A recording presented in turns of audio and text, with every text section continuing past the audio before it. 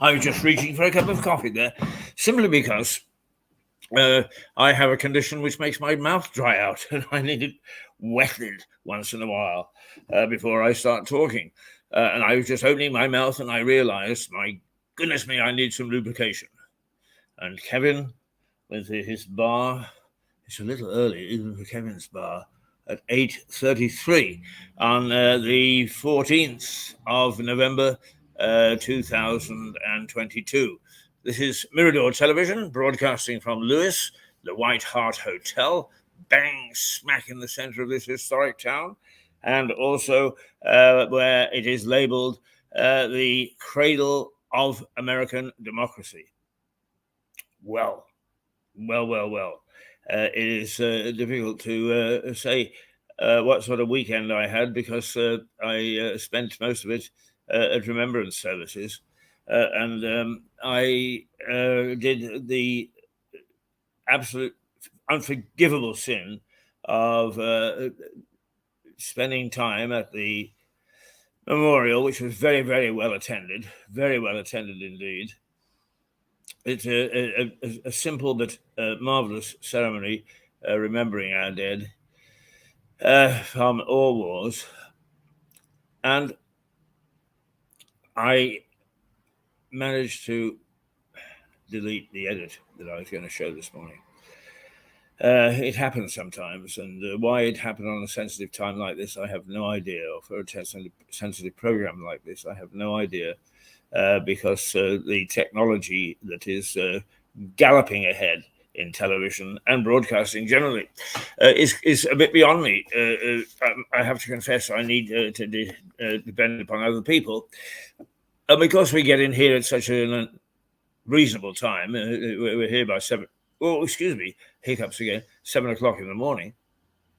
Is I didn't have my guy to say, hey, how do I do this and how do I do that? And I pushed the wrong button. I do apologize, but I will actually put it together and show it as a look back. And that's what we're going to do actually at about 9:30 this morning. We're going to look back. For the moment, we will follow our usual course and take a look at the papers. And of course, one would expect, the papers show photographs of Charles laying a wreath at the cenotaph in Whitehall in London. And I'm happy to say that they showed a picture of his mother laying a wreath when she was young. And it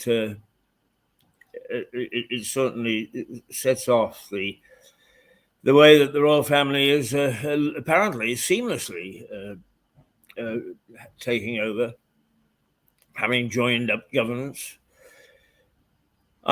Somebody said to me, I haven't heard much from Charles. He seems to have kept a low profile, and in fact, he has. I mean, I think he's keeping his nose clean until such time as he can establish himself, because he has been known as a prince with one or two views.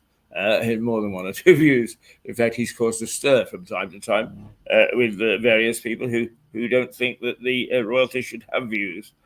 Well, they do, and okay, constitutionally, they should not express an opinion one way or the other on issues.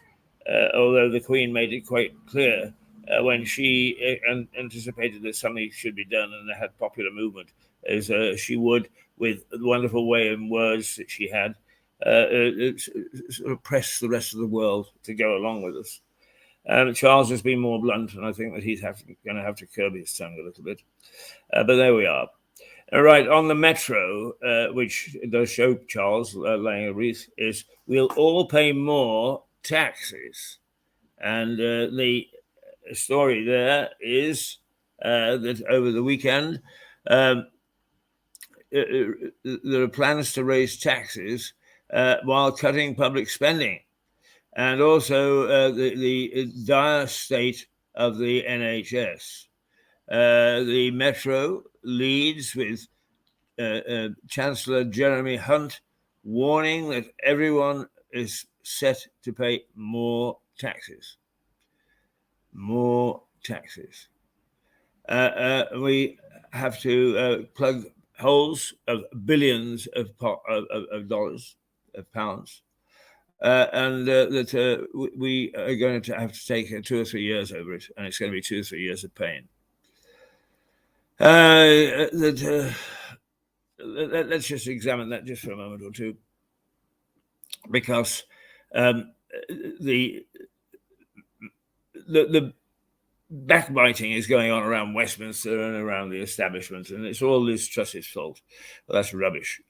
What we've been doing is we've been sliding into becoming a lazy nation. Yeah, that's right, a lazy nation.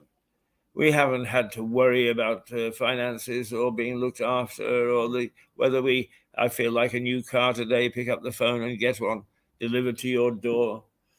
You don't have to pay for it for months. We've been used to an easy way of life, and now life is going to get tough. Oh boy, is it going to get tough. And I just don't think that it's Liz Truss's fault at all. Oh, yes, she may have rushed in. She may have done the wrong thing.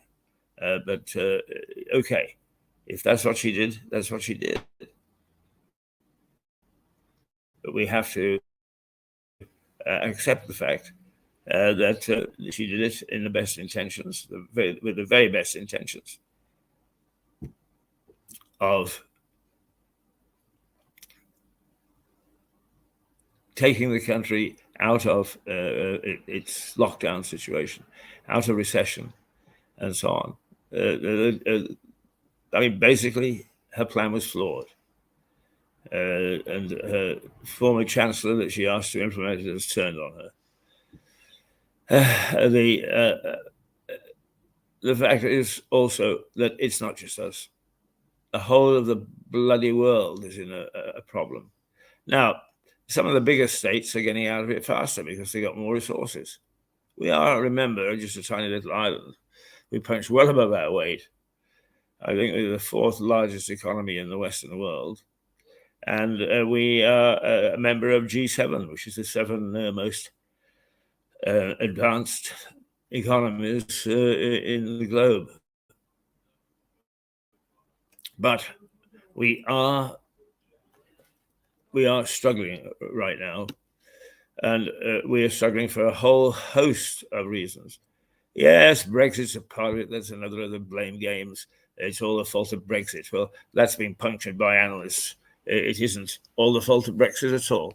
It is a combination of circumstances. The hardships or the difficulties of Brexit, which we expected, will play a part. Of course they will.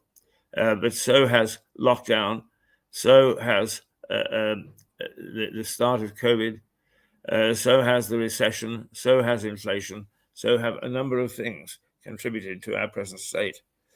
And the one thing that I would say is this, that basically, if we don't get off our fat asses and go to work, and don't look at me and say, what's he talking about? Go and look at the statistics. Do a little digging. We are not going to work. We're all at home. I got a call this morning from my bank. Yeah, it's 8 o'clock. And it said, oh, this is a call from such and such a bank. We would like to put you in touch with an advisor, but we can't find one free at the moment. And anyway, we'll eventually do it, and we'll get back to you. Right? This is an urgent call. Yes, thank you. And that is the state of a lot of our businesses at the moment. And the other is their almost complete reliance upon computers to handle the things for them. So when things go wrong, the way that they are at the moment, is there's nobody with a plan B. There's nobody with the flexibility to rise up and say, hey, this is what I'm going to do. This is what I'm going to do. It's not there. And that's why we're in such a mess. So by all means, if you are of the gossipy nature, listen to the blame game. It's her fault. It's all his fault. It's all their fault. Whatever. But look in your own hearts and say, what is it that I can do to help get us out of this mess? Right? Many people that will say anything. because they all are looking towards somebody else or making sure that they can pin some sort of blame on one lot and the hope of an angel rescue on another. You're not going to get an angel rescue, I'll tell you that. All right, so it's the eye. It has a big photograph of our cricketers who became the world champions of, I think it's the T something or other. I don't understand cricket anymore, I'm afraid. But anyway, it then jumps to tax rises for all and energy help just for the poorest. So basically what it says is that poorest people will still get some benefits from the heating plan, which is in place for almost everybody at the moment. But then it's only for the poorest, and there'll be the cost of fuel will be taxed, and so it's going to go up even more. So we are in a mess now. Are Jeremy Hunt and Rishi Sunak being bold? Are they grasping the situation and coming up with a viable plan? Or are they, like their predecessors, just struggling without many new thoughts on how to tackle our present economic crisis? I have my doubts that they've got a plan. There are politicians, jaw. Excuse me if I adjust my chair a little bit. And we have to put up with the fact that we need to believe in them. But I am a great cynic. And I don't think that they've got a grasp of the nettle at all. I think they just really don't know what the hell they are doing. And that we're going to have to ride through this period until such time as we can boot them out as a general election. And I think we should boot the lot out, all 650 of them. And that's the way I think personally that the cookie crumbles. Oh dear, it's 5:45.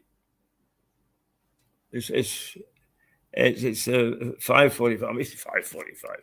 It's 8:45, quarter to 9.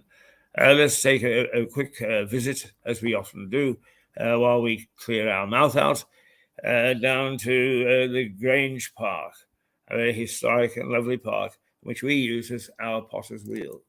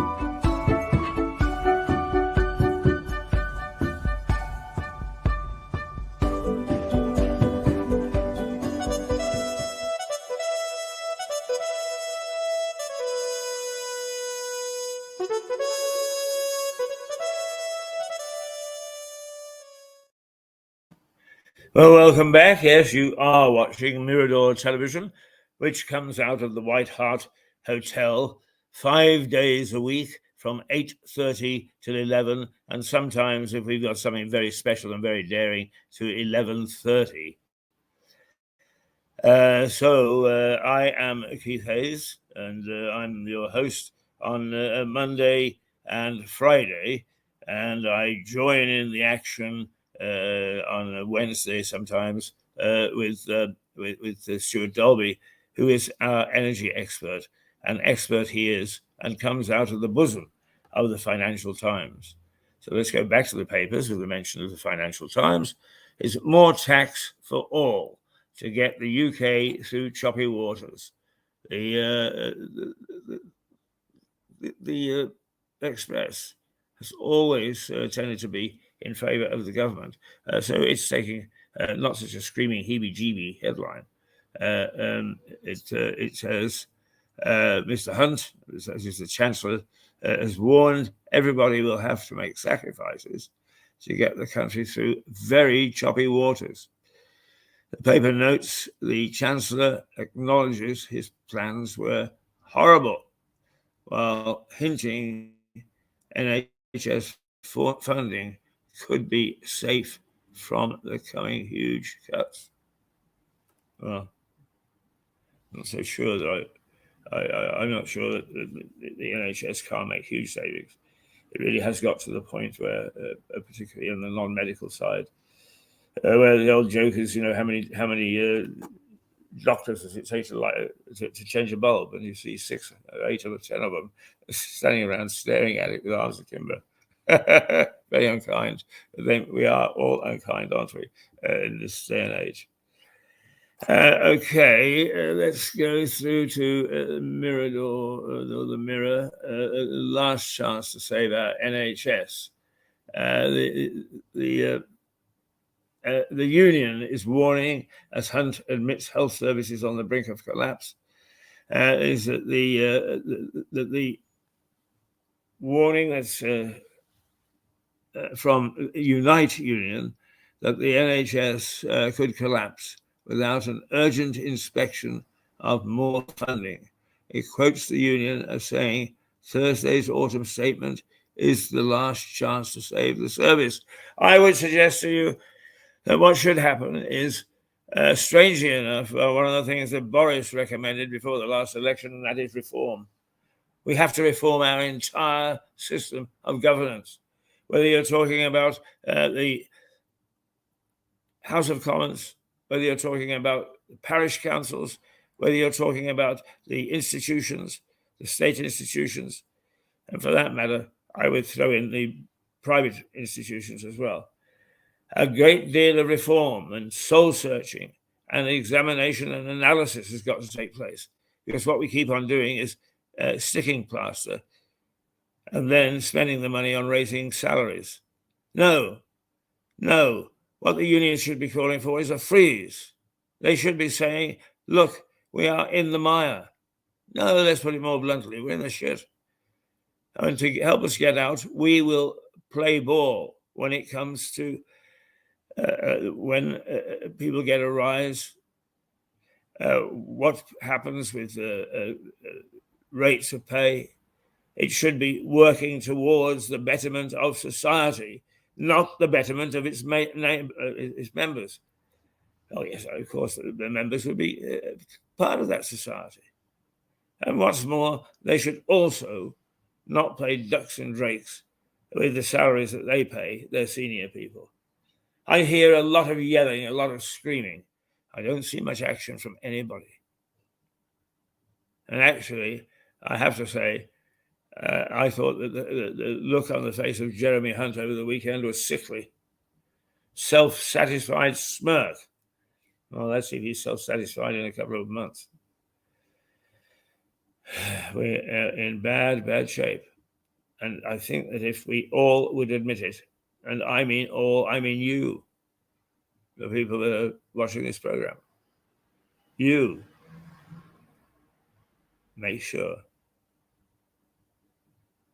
absolutely sure that you are doing your bit to helping us retrieve our economy and our good way of life. The Daily Mail. It also goes to the hospitals. A&E chief. Hospitals harm the elderly. He says they're like lobster traps, easy to get into, but hard to get out of. This is a quote from somebody who says, I'm desperate to keep my parents out. In other words, it's the last chance saloon when you go to the NHS hospitals now. The Guardian. The hospitals where a third of patients can't go home. And it talks about it says everybody's going to pay more. That some hospitals will be turning people away. That there are those in hospital that shouldn't be. It says it's a bit convoluted, and it needs looking at. Well, we couldn't agree more. Couldn't agree more here. Okay, the Times. New pact with France to stem the flow of migrants. Really? As my colleague Max Hurd would say, really? Actually, it's a very common word in the younger folk. Really? Well, really is the UK and France are set to sign a security deal aimed at stemming the number of people crossing the English Channel on small boats. And according to the Times, it says more than 40,000 people have made the dangerous journey this year, with the new deal set to mean that British officials will be stationed in French control rooms and share intelligence for the first time. So a step in the right direction, at any rate. But watch out, they'll probably thump you one another before long. Actually, my guess is the operatives will get along famously. It'll be the politicians and the civil servants who actually, those who never see a small boat carrying an oversized number of people. The Daily Telegraph, Russia is a rogue state, Sunak tells G20 leaders. Sunak was talking over the weekend to the G20 leaders. The G20 the 20 richest economies in the world. And they meet once in a while in the shadow of G7, which are the 7 most important economies. But they get some very important talking done. But like their counterparts, there are a lot of jaw and not much work. I haven't got something to rhyme with jaw. But he said Rishi Sunak has written to the Daily Telegraph to label Russia a rogue state over the invasion of Ukraine. There we go. Can it do more? Well, at least it's a voice. The Sun. Oh, they go with something about Ronaldo, which wouldn't fizz me, I'm afraid. United have betrayed me, he says. Oh dear, oh dear, oh dear, oh dear. At one time in the Stanley Matthews era, you got stuck in, and you hoped like hell it wasn't your turn for the high jump with the manager when you got off the pitch. Oh dear, they're sensitive little plants. Financial Times. The crypto races to contain the fallout from the major crypto organization, crypto bank, at the end of last week. And it's exercised the minds of many market leaders. And the traders are exacerbating its demise by putting out their investments in it.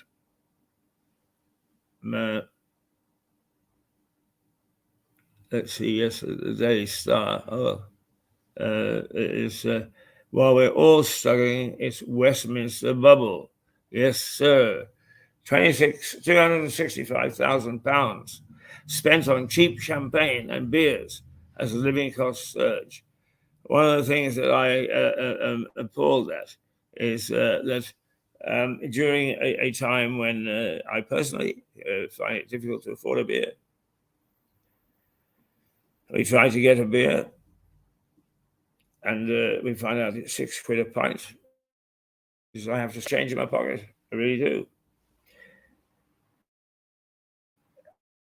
That time, and during the time, there's been no reform whatsoever to the perks that members of Parliament get, and some of those perks are for travel and living expenses being subsidised bars and meals in the House of Commons.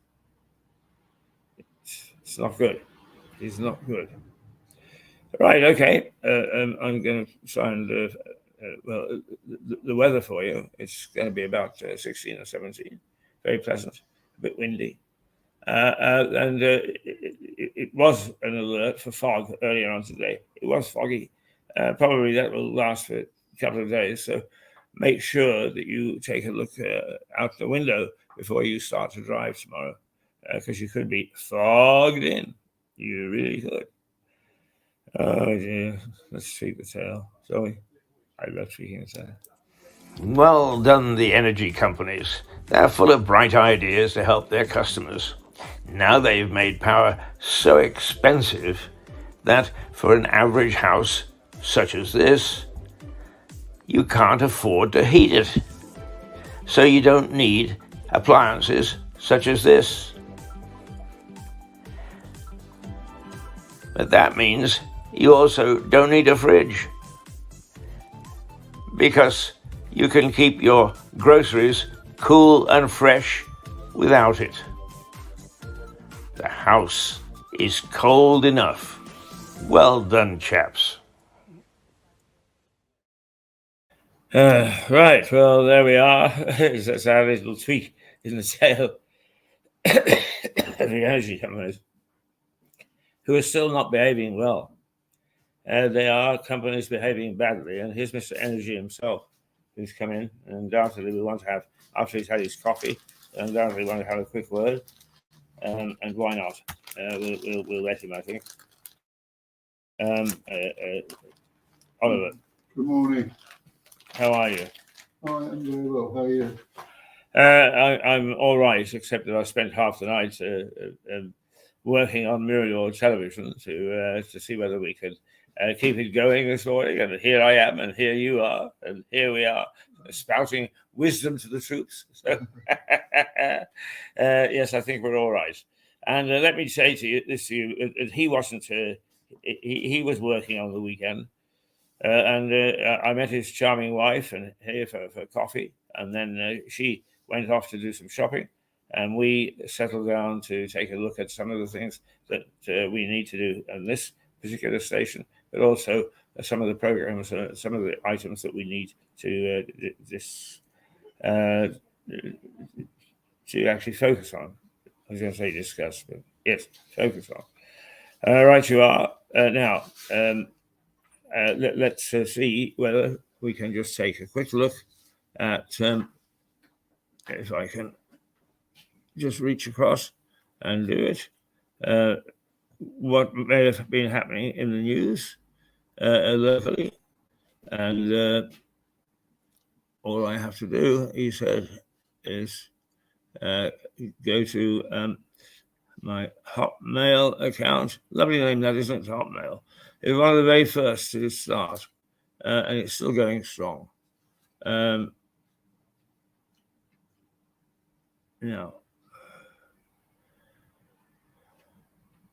we haven't quite. We have, yes. That's what we were looking for. We'll see if we can get to the page. Oh dear.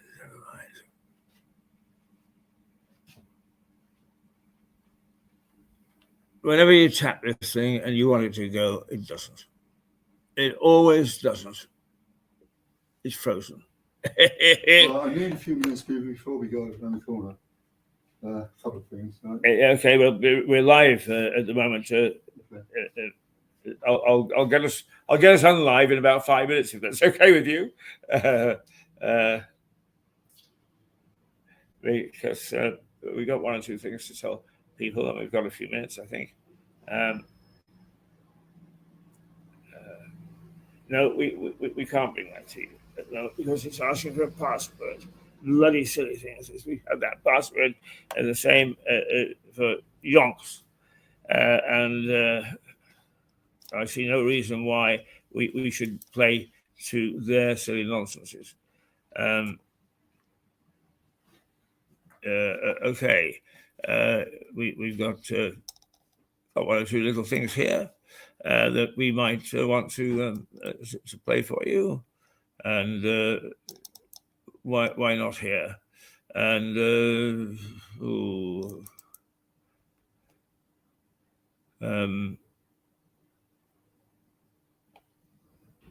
well, we're not having much luck here either. Let's have a look at one or two other things. why not? I like taking you through these things because you understand that I do actually do a bit of work. It's and we do have to get behind the headlines and behind the folders and so on, and see whether we can.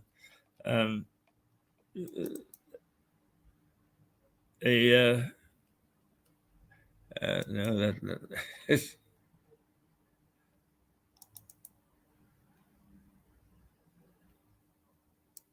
dear. Tell you what, let's play something else.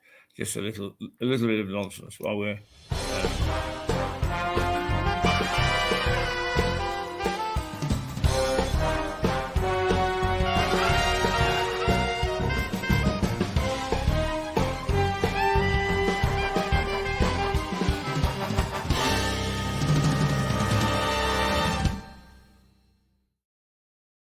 Oh, I'm afraid you got me back. You got me back, and we didn't actually take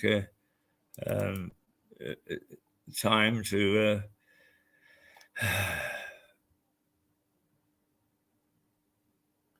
find ourselves another program. Let's see.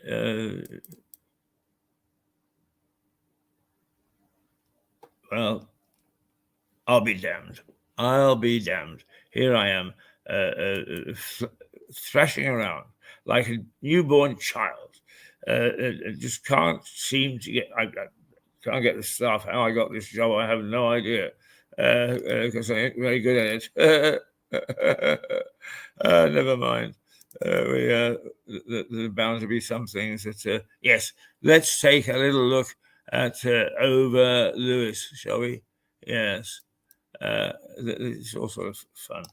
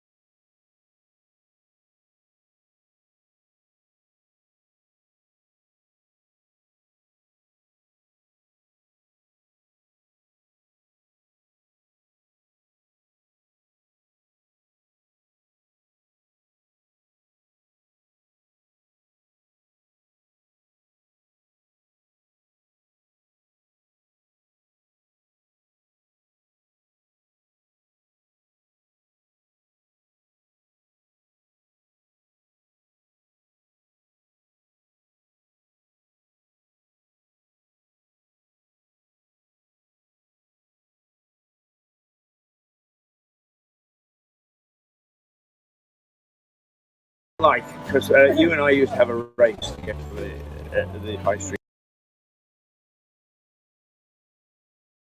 Years and years and years. Yes. Andy. Okay, here I am again. I'm measuring it. I'm fumbling a little bit. While you were just looking at a flight over Lewis, down on the street, still to this day, is our local window cleaner, Andy. And I sat and talked to Andy because he's a great character. He's been around for many years, and he's a most interesting man. So let's go and talk to him again because he is a well worthwhile chap. And do say hello to him as you pass him in the street. A terrific character that everybody knows. Andy, how long have you been doing this? Approximately 28 years. 28 years? Yeah. So you've seen some changes here? Yeah, certainly, yes. Certainly, yeah. From the What was it like 28 years ago? So I can't honestly remember, Keith. I'm at that age now where the memories go. It was, certainly different and certainly busier. Tell me, what's it like? Because you and I used to have a race to get to the high street first. Oh, yes, yeah. And 6 o'clock in the morning, yeah. We used to have a wager on it. But tell me, in those days it was empty, but times have changed.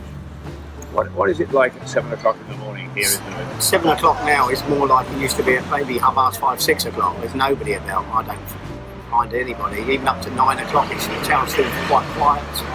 And obviously, since the lockdown and the shops reopening, it's sort of 10 o'clock in the morning before the shops are opening. So it's a lot quieter than I've ever known it, really. You put in a fair old day. I mean, you're here early and you finish late. Yeah, I do, Keith. I'm glad you brought it up. A lot of people think I don't, but I do.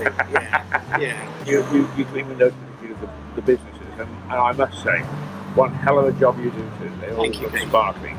But as they drift in, who are the first people to get to their shops? And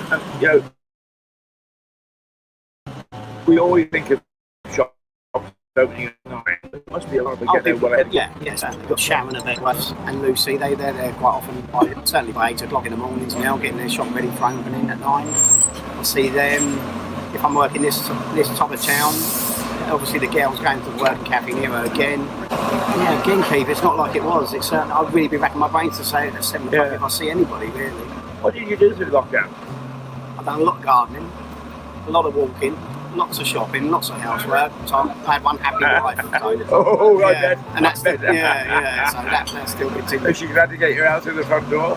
No, my wife works longer hours than me, so she goes out the door with me at about 6 o'clock every morning now. And she won't get home till about 6 in the evening, so I'm generally home. So I'll do the shopping probably on the way home today. Now, over the years, you must have peered in through a window and seen a few things and thought, oh my goodness me, I better move on. Anything that sticks out in your mind? When not so much doing the shops, but certainly when I was younger and I used to do the house windows, I saw quite a few things where you had to pretend you hadn't seen, and when they answered the door, you said, "Oh, sorry," but it's quite embarrassing for them and me. It's always nice to know that the window cleaner has got a zip on his mouth. Certainly some signs. Not that I would do anything wrong. But, no, exactly. So, what does the future hold, Andy?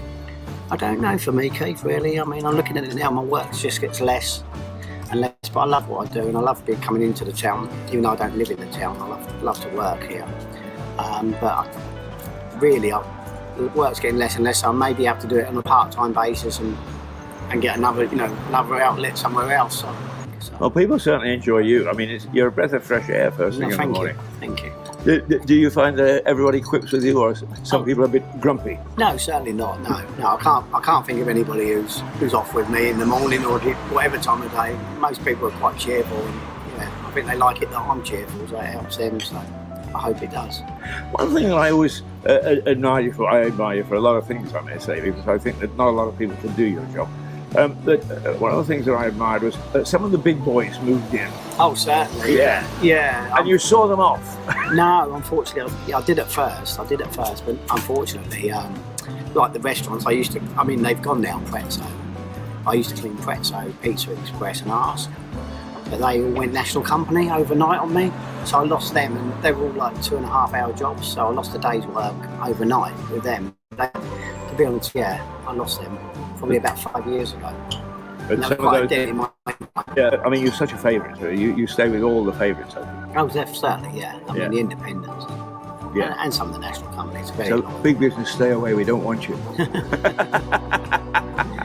Andy, it's always a pleasure to see you. Yeah, and you, Kev. And we like to talk to people who start off early in the day and find out what it's like in Lewis, because as you say, at the moment it's quiet.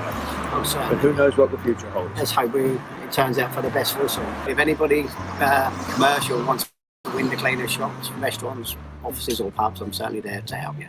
Okay, and that's Andy, and you can get in touch with him through Mirador Television. We'll pass any messages where you want him along, because not only does he do an excellent job, but he's bloody good company as well. Cheers, Keith. Andy, lovely to see you.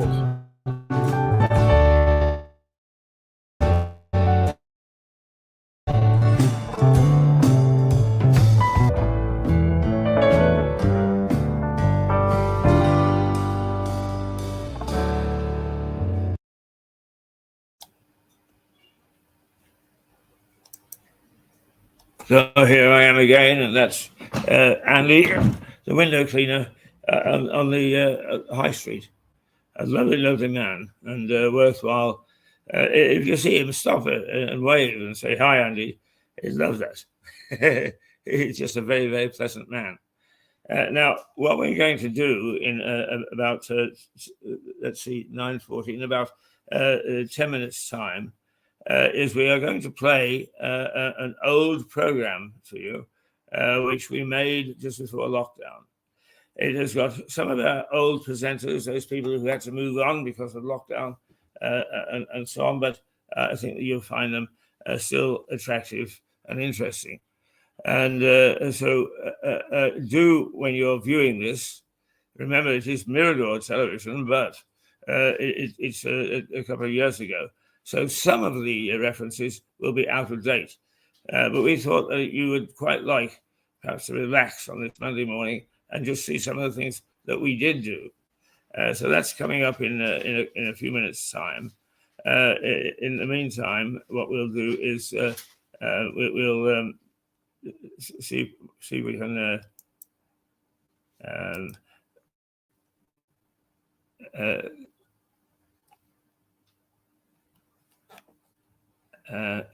as a matter of fact, one thing I'm going to do, we are very good at making commercials.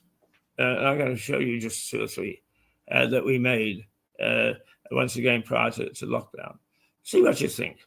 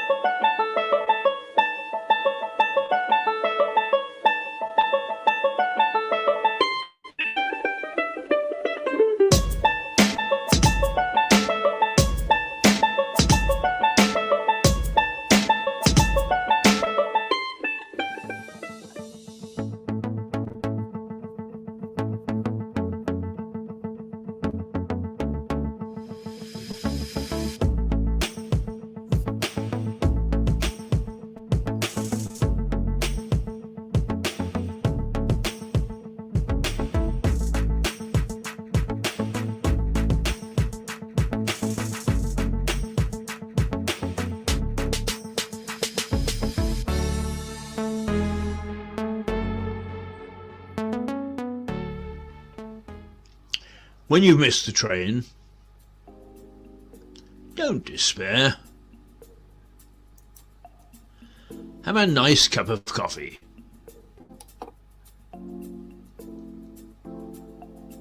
And perhaps a mince pie. At the Runaway on Lewis Station. After that, why worry about the next train? The Runaway on Lewis Station. Relaxation beyond compare.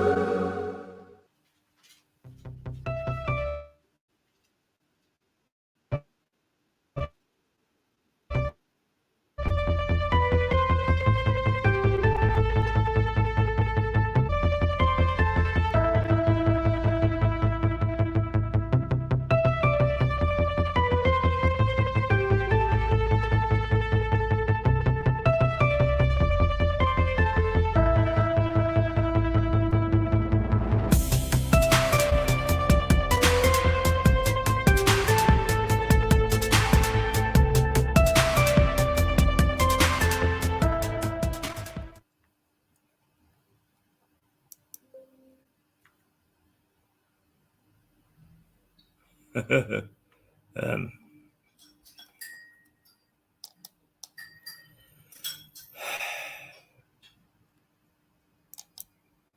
didn't do too badly, did we? In fact, some of them still talked about.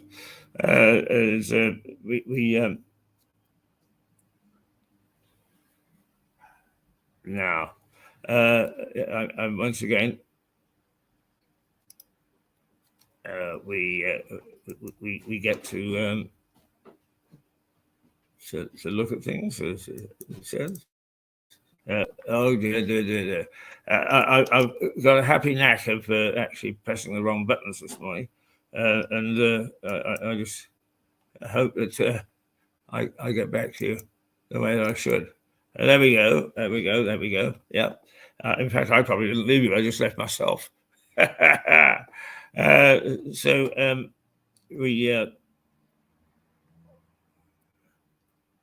reason that we're doing this is we just have an important occasion this morning, and we want to make sure we leave you with something interesting to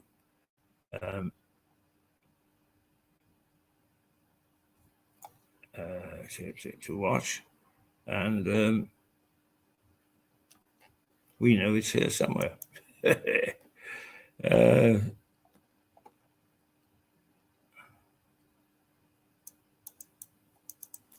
And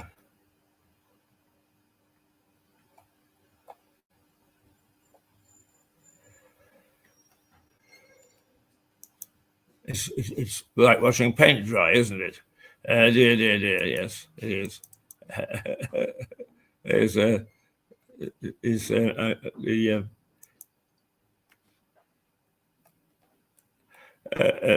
You have no idea the maze of programs that we've got here, and very nice to see that we've got them here.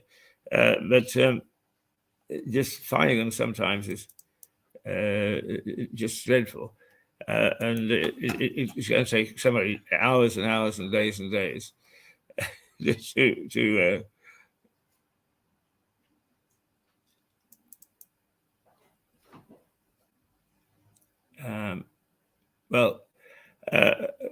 we are going to now try to show you. I just hope that this is a time that we can flick the right switch. Let's have a go anyway, shall we? Yeah, here we go.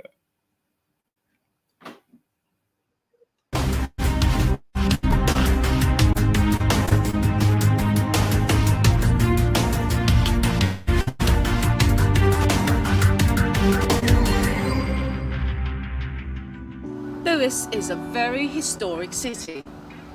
It has more history on its main street than many other towns in the UK. We tell some of it. Welcome to Mirador.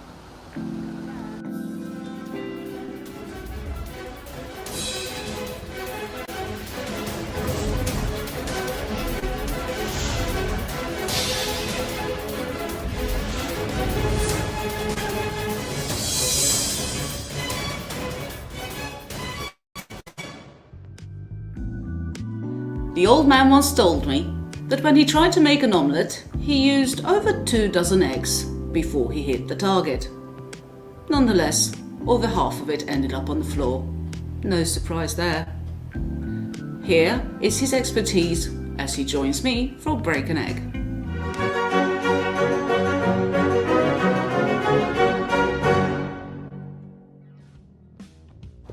Hello. At last I've caught you asleep. Yeah, you're always trying to show me asleep, aren't you? Hey? Aww, it's too early, go away. Oh no, we've got work to do. We're taking Break an Egg from Grange Park this week, and it's a nice place to fall asleep. And here I was thinking I could get away from you. Get away. You can have this back. Oh, you right. need it more than me. Well, I must say that I got a haircut coming tomorrow, but for the moment I'd better cover up, I think. Correct. You just don't want anybody to see that I'm bald and grey, all because of you. I think people can see that anyway, don't you worry. They've known you long enough in this town. You know, one of the interesting things about this park is, you've got two young children. It's a great park for coming and having picnics, I think. Indeed. Yeah. It's quiet. It's large enough for them to run around. Very good. And that's how you see it. Yes. Well, believe it or not, particularly at the time of the conquest, this was underwater. Wow. This was an archipelago of small islands, and the priory, which was founded in 1079 by the first Lord of Lewis, William de Varenne, and his wife Gundrada, is that the deed mentions that they are granted, the priory is granted an island over there. Are you sure it was 1079? Well, some people debate it, but it's certainly 1079 or 1081. I remember it well. Clearly not that well. I'm pretty sure it wasn't that year. Just over here, there's a river called the Winterbourne. Indeed. Well, I mean, now you would call it a stream, right? Not much going on until winter. It rages a bit. Yes. But that river was big enough for barges to travel up to the priory and unload various goods and so on. Unbelievable. Yeah, and I would think the slate from this the cladding, which used to be on the priory from this mansion here, probably came up that way as well. So I think it's Welsh, or it certainly didn't come from locally, but obviously man-made developments have dried it out, and so it's now nice, flat, calm lawns, as you say, nice for children to play on, with just a little trickle of the old river running through it. Indeed. Are there any pictures?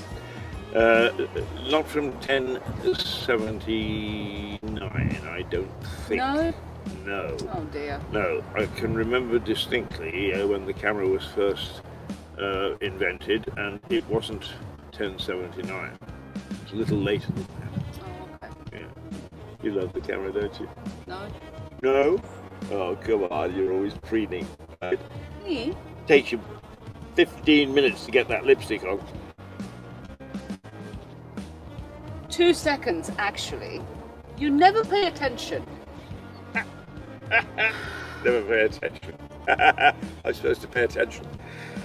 The other interesting thing is that now if you go up onto the high street in what's called the bottleneck, where the road comes together like that, is the old grammar school. It's been there since about 1520, as I recall. And it originated, a lady paid some money for the first grammar school, just over there, just over the wall there. But it consistently flooded because this was very much a water park, if you like. It wasn't a water park. It was part of the grounds of the Grange, of course. But because it flooded, they eventually moved it up to where it is today. But it's been up there for quite a long time. And so down here was a very interesting part of Lewis. And some people say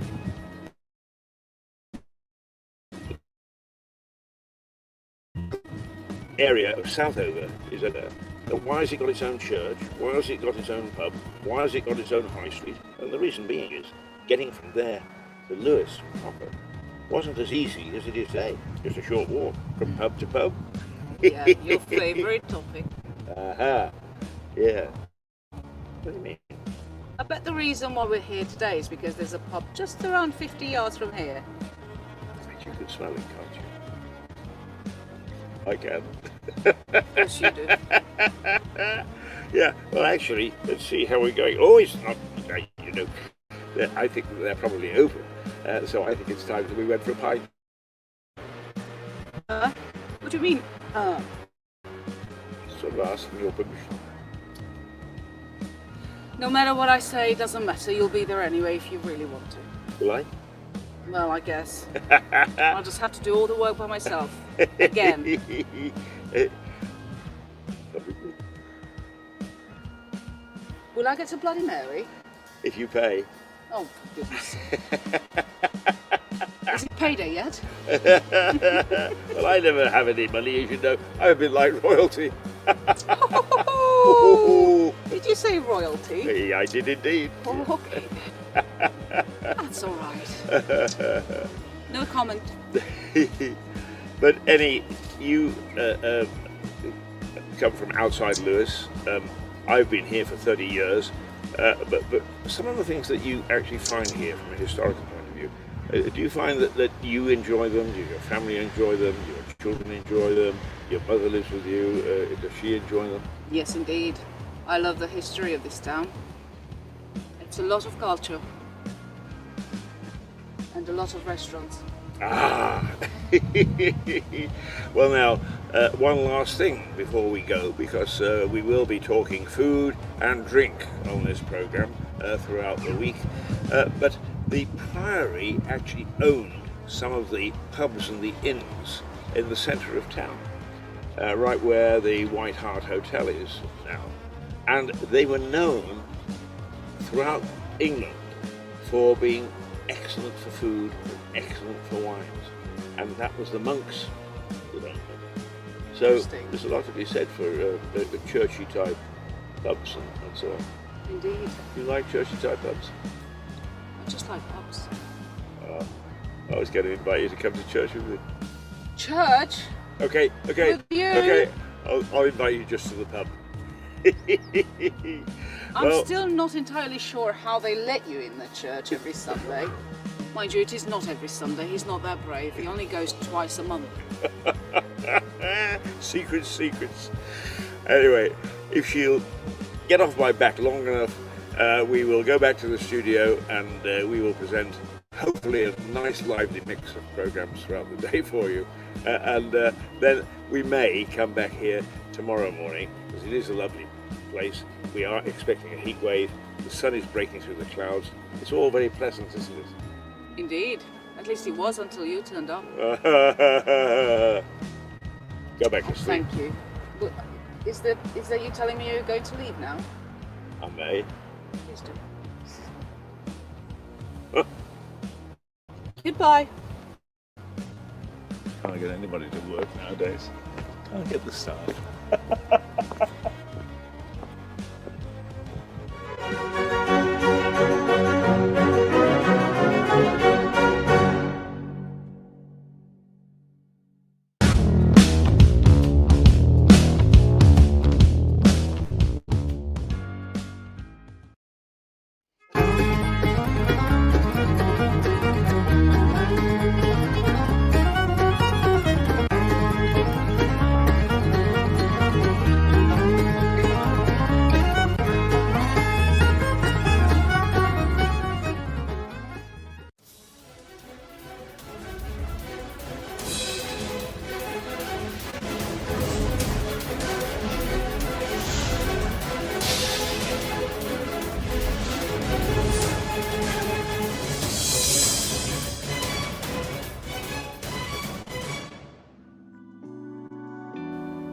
We are trying to lift the somber mood of the country on this channel. However, there are certain issues that need to be taken seriously. And when it comes to them, the old man has a short fuse. Just listen to his next rant.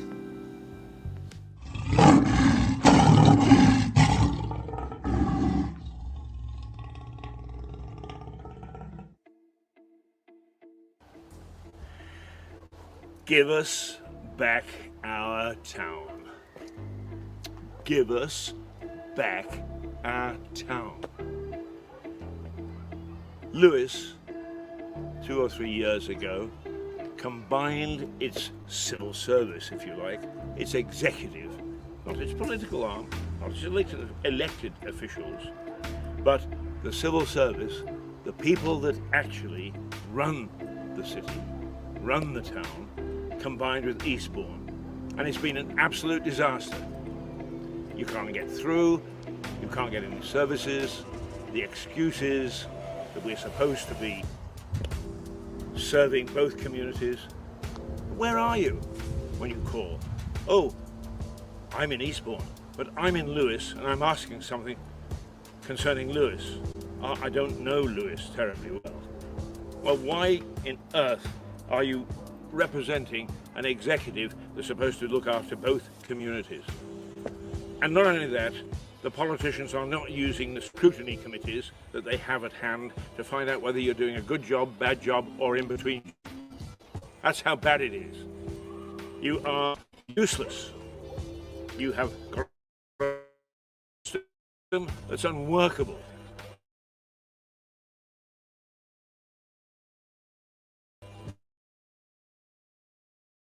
And you keep on trying your own administration. Stop this farce and stop pretending. What are you doing? You're actually protecting your fat salary. I know what you're making, top 5 people, and a few others in between. But why and how do you account for the fact that so many people keep on leaving and that so-called senior officers are really juniors with very little experience, bumped up because you haven't got any senior people left? And that's just one side issue, and we could debate that forever if we wanted to. But the fact is, you are not providing the service. Some of your people have no idea what's going on. They don't know what the issues are, and they most certainly don't know what Lewis and its district are all about. It is time that you accepted that this experiment has not worked. It is time that you changed. It is time that you swallowed your pride and said, okay, let's look at a system that will work. Because if this keeps on, as I understand it, the government can take back the running of this area, the running of this district, the running of this council. And I would hate to think that I would stand at the roadside to watch a federal government come in and clap them as they came to take back the authority from local people. It is time to stop this stupid experiment. It is time to say, we tried, it doesn't work. It is time to give Lewis back its authority. Time to let it forge its own destiny. Time to make sure that every time we pay a council tax, that it goes to looking after the citizens of Lewis, and not, as some have suggested, 80% of it going to Eastbourne. People in Eastbourne, perfectly capable of looking after themselves. They've got their own elected officials, we've got ours. So let's stop this merger, this mad merger, which has been done nothing but bring grief to this area. Swallow your pride, sit around a table, figure out a plan. It didn't take you long to figure out a plan to divide. It shouldn't take you very long to bring us all back together again. The curmudgeon, Keith Hayes, Doodle Pip.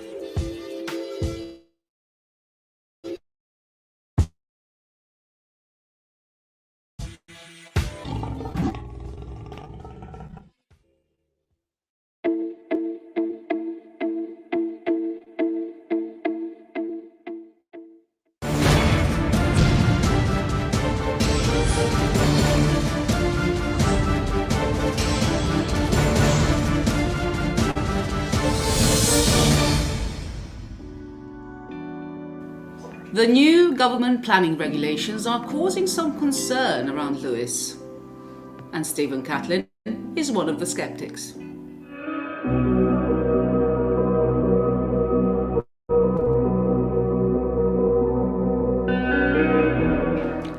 We did a piece some weeks ago about the disgraceful shambles of a building in Western Road, which at one time were public toilets. And I did suggest that they could be demolished, rebuilt on a footprint a third the size, with much needed social housing above, alongside and behind. because the site is larger than just looking at it would lead you to believe. I am very pleased to tell you that the District Council has responded to 8 years of constant badgering by me and is now working on drawings for the site and the scheme, which should be ready for inspection by the second week in November. That is the power, not perhaps so much of the press, but of Mirador television. This is what we've achieved. Thank you. Of Garden Street and Southover Road in Lewes, where overgrown almost as much as the site is this notice board showing the sale is agreed. I suspect, but do not know for sure, that agreed is subject to planning. This is the point of today's lecture. Planning was refused. The developer made an application in 2018. South Downs National Park refused it. It is now going to appeal. So the future is very much in the balance.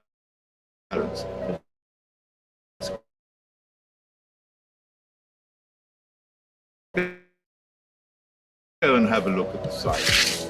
Sold off. The market moved to this from the end of the 19th century. Before then, and it was established in 1875, I think, the Lewes Cattle Market, it was held in the High Street in front of what is now the Court building, but which in those days was County Hall. It was felt by 1899 a little unhygienic, so it was moved here.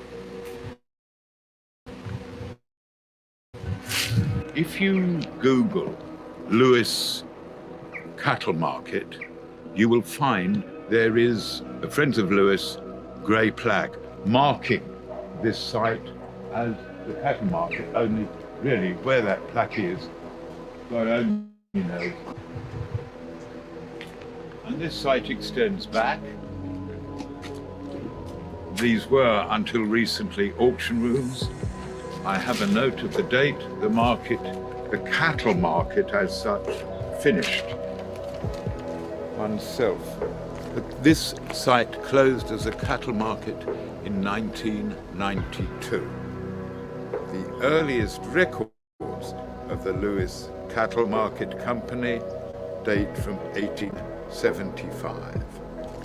This site, before it became the cattle market, in approximately 1889, was the site of a tannery, the smell of which must have invaded what houses were around, as well as the cattle market. I'm just trying to find the plaque. No. So here we are. This is the site of the cattle market and earlier tannery. There is a plan afoot for a totally, in my opinion, I have to be careful to say, my opinion, a totally inappropriate development which had tall, glass-walled houses. Consider the area around. 2-story houses there. The railway station. Does it fit in? Or is this a developer's idea of a landmark memorial for himself? One has to be careful. There is nothing wrong, in my opinion, with modern architecture in an historic setting. But I think this is not the place for it. Watch for the appeal. Notice has been given of it. The appeal date is yet to be fixed. I'll keep an eye on it. Maybe you will too.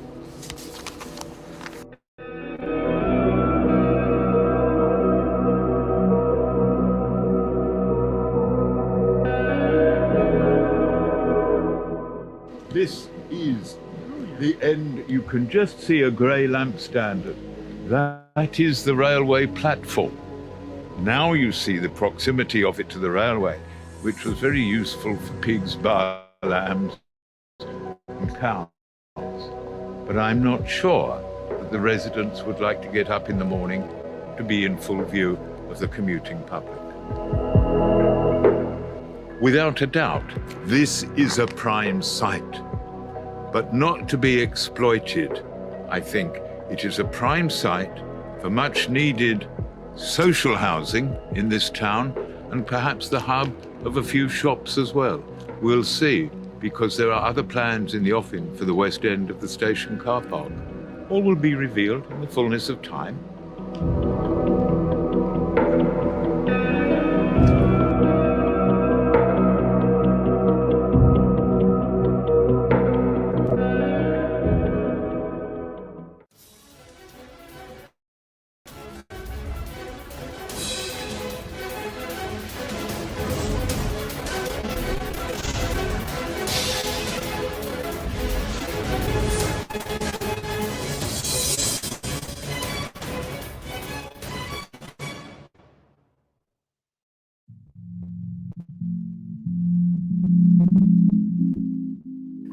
Who am I? Well, I'm Sarah Thomas. I am an influencer and I own a vintage shop in Brighton called Waste Vintage. It's on Gardner Street. I've always been very happy with Lydia's groom. I cannot recommend her enough. We've come back every time, and every time he looks amazing. He just comes back all soft and fluffy. Lydia's the best groomer we've ever had in Brighton. She always listens to what we want. She doesn't take it too short, and Stan always loves his groom. Yes, I'm planning on coming to the new shop. I'm really excited to see what she does. We have our own groomed in a few different places in Brighton, but Lydia's the one that we found that we absolutely love, and we'll always go back to her now. Just the customer service. Lydia's just the best in Brighton. She's so friendly and lovely. She gets it right every time. She always listens to what we want, and Stanley's always a very happy boy when he comes back. Oh, I absolutely love the smell of Stanley when he comes home. He smells great, and it always lasts as well. She used some really amazing shampoo because it just smells great for ages afterwards. So I think the prices are completely fair. He gets a really thorough groom, and she always goes above and beyond to make sure he looks amazing. Oh, Stanley loves Lydia's dog Peaches. They always play together. It's really sweet to see. Thank you. And Stanley says thank you as well. Stanley loves his groom.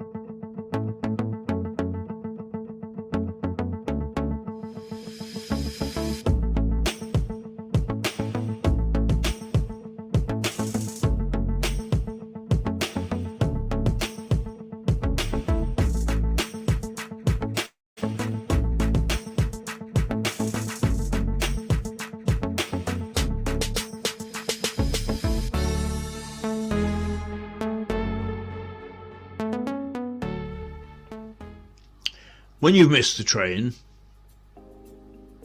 don't despair. Have a nice cup of coffee. And perhaps a mince pie. At the Runaway on Lewes Station. After that, why worry about the next train? The Runaway on Lewes Station. Relaxation beyond compare.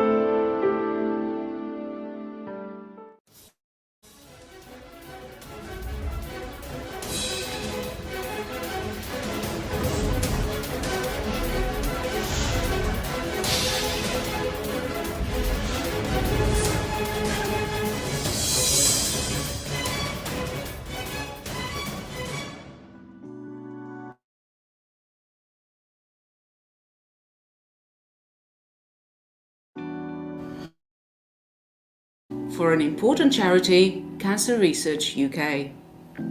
Here's Melissa with the next person behind one of her paintings.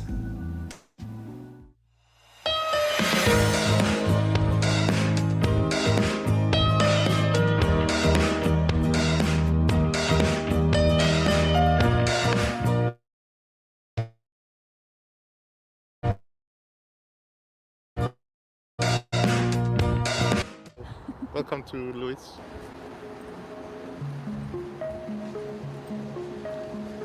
Behind me you can see the Cancer Research shop windows, but they are unusually empty. Any other year you would be seeing Leslie Hills painting right here. She is painting the people of Lewis. They are many recognisable faces. Today we're speaking to one of these people behind the paintings. My name is Tony Kalume, but most people call me Anthony Kalume. That's what my mom used to call me. So I am actually one of the few people from Lewis who have been working with the police around hate crime. So we've been, when I say we, it's Diversity Lewis is a group that was formed 10 years ago, and we were actually concerned about the level of racism within the town. So we managed to get a few people who were really up for a challenge. So we started this group knowing that it's not going to be easy, and most people were saying Lewis is not a racist town. And some people are saying, oh yes. So we need to get people to come over and have a meeting at the Pelham House. And we called it Have Your Say. So we got people together and we managed to get an Eventbrite event where you had to get your emails. So from that emails, the mailing list.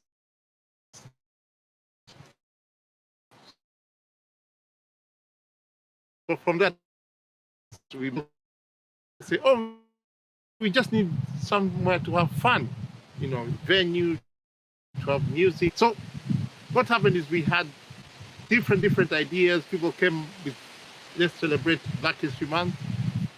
So we managed to have an international food soup festival where everybody came with soup from all over the world. You know, so we had soup from Czech Republic, we had soup from Iran, we had soup from Thailand, we had soup from Kenya, we had soup from England, you know. So we got everybody together, and some of the restaurants, the Indian restaurant, they offered. They said, oh, we'll give you some soup for free. So we had quite a lot of soup, so we called it the International Soup Festival. And it ran for 4 years, you know, at the All Saints Center. And everybody came there, you know, because there was no class, there was no age, it was not generational, and it worked quite well because people used to have shots of soup and go to the next stall, have a shot of soup. If they like it, then they sit down and then they buy a bowl, you know, for $5 or something, you know. So it was so well organized and it was so appreciated that it became claustrophobic. The place became too small for the. So we had to stop, you know, 2 years ago. We stopped doing soup festival, but it was quite a good way to bring cohesion within. So we've been doing events like in the restaurants, you know, people want some music, so we've been doing that. And then Leslie knows what I do because I did a vigil for George Floyd in June when George Floyd was murdered in Minneapolis. And it was just for members of Diversity Lewis. So I thought maybe 30 people will come. You know, you put an event on Facebook and, yeah, I'm going. It was like, oh, only 12 people said they're going. So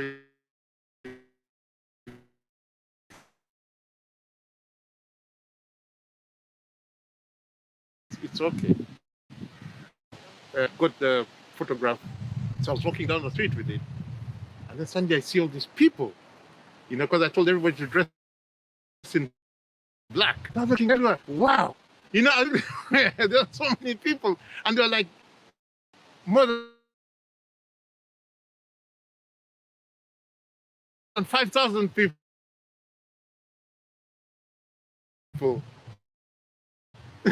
Turned up. Did some of the members go high vis and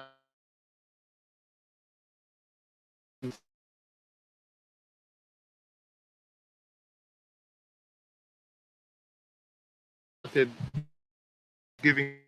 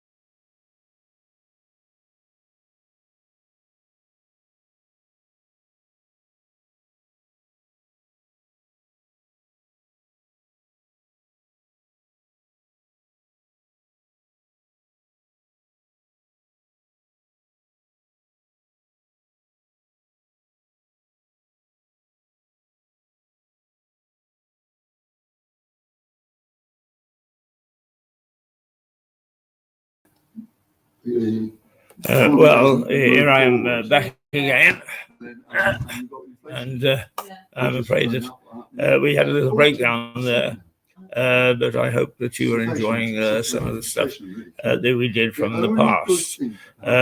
Hopefully, we've sent off an invitation to let's. Some terrible things heard on let's actually make sure that yeah, I know. But you know, I do the we haven't got much of a signal. I see. It seems to be all right. Interest rates and that now.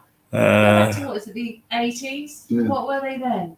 Yes, well, everything seems to be all right there. Yeah, So it is annoying both for you and for us when the technology goes wrong. Sometimes it's our fault, and sometimes it's not. And this morning it's not, I assure you. So if you don't mind, interest rate of 1.79 or something. When was that? That was putting up with us for a little while longer. Oh, really? We'll try to please you as best we can. Let's go to something called Tall Tales, which are a few of my adventures around the world, just for a little while anyway. So you've got one daughter and two sons? No, two daughters, one son. Oh, right. How old are they? 38.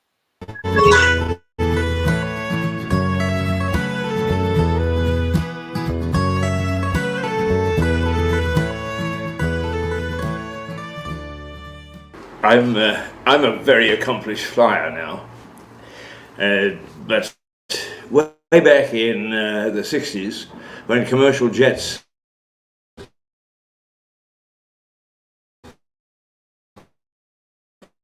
still was something of a trauma.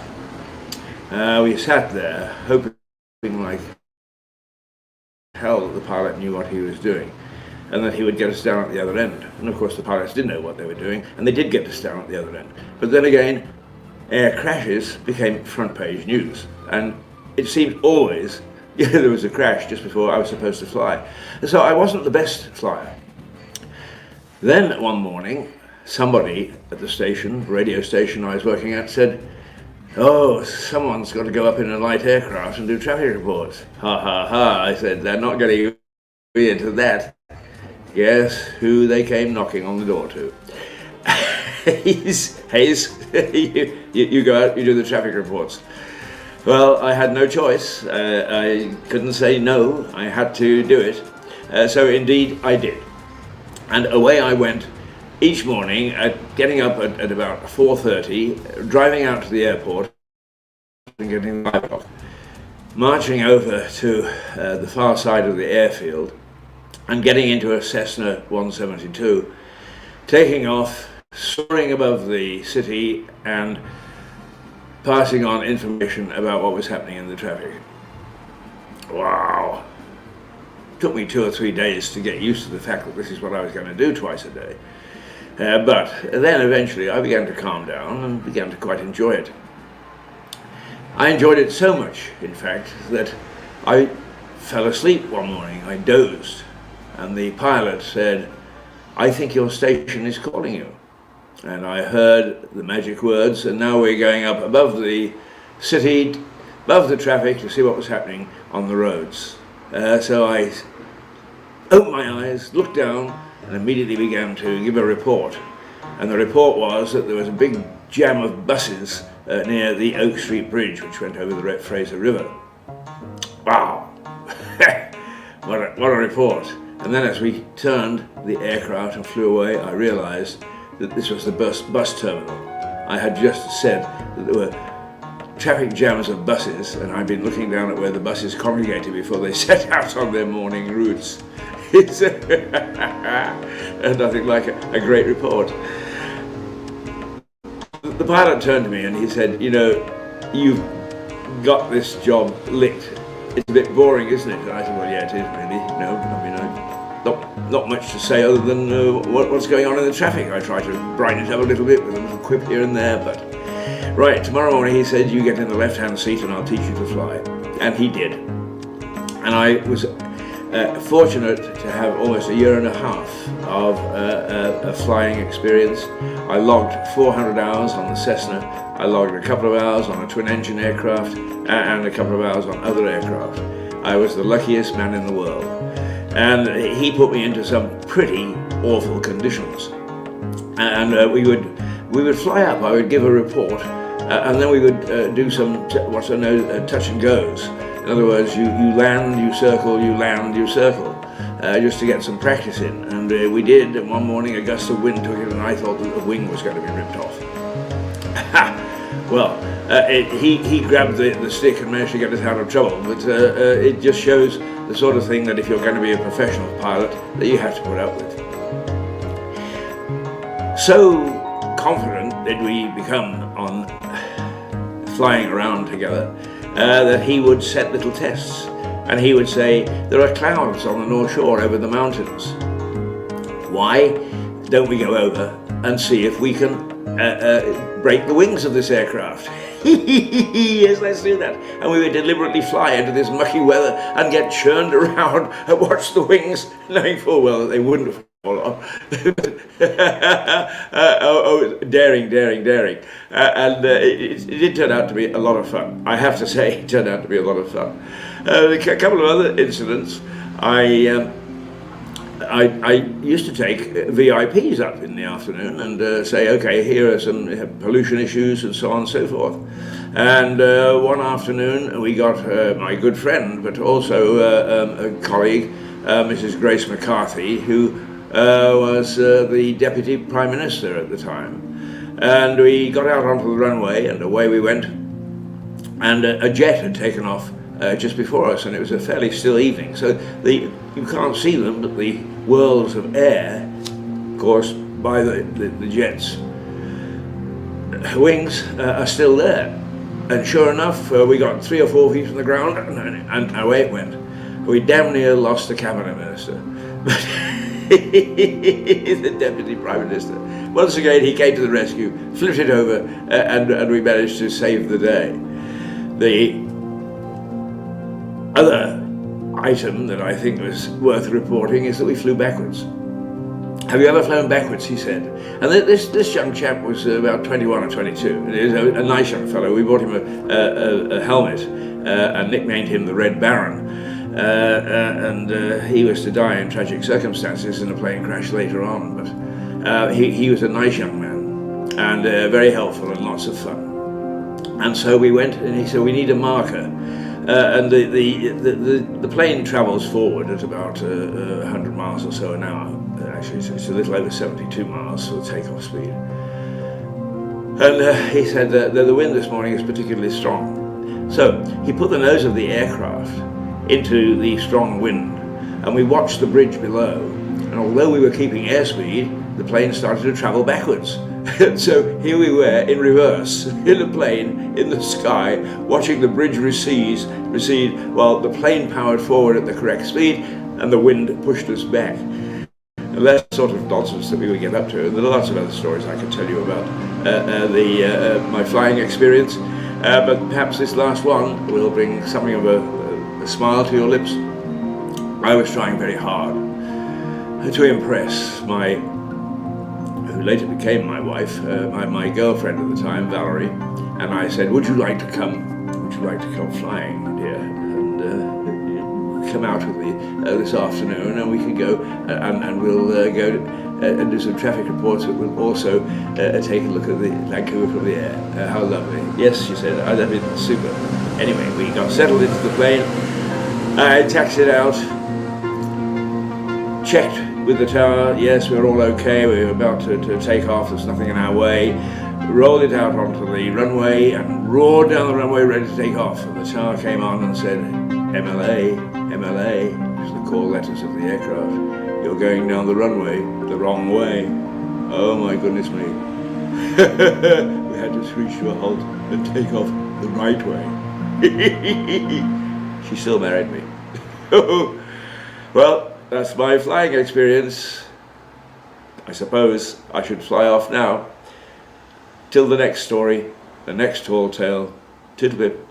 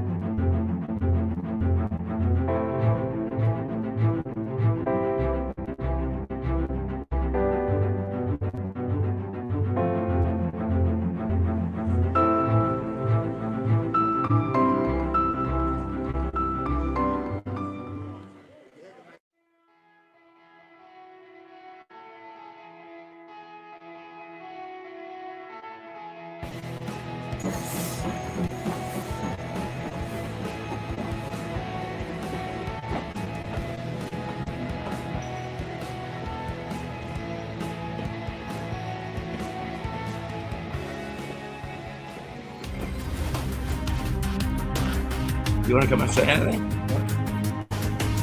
Do you want a little comment on the state of the world? Well, here we are back again, and I've got the big man with me.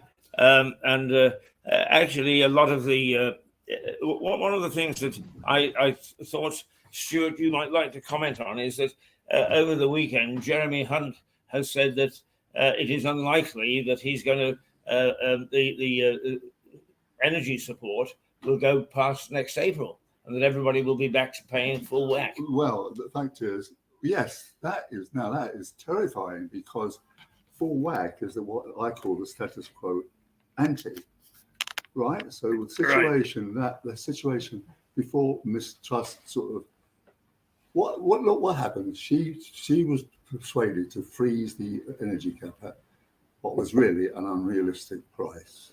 Okay, given the way that the gas price is going up and up and up, and that was going to happen for 2 years. Okay, and that meant that people for 2 years would get profit. Hunt comes along, and all of a sudden he says, "Oh no, bugger that," and he truncated it to 6 months. Right. Right. Now, after 6 months, okay, the price.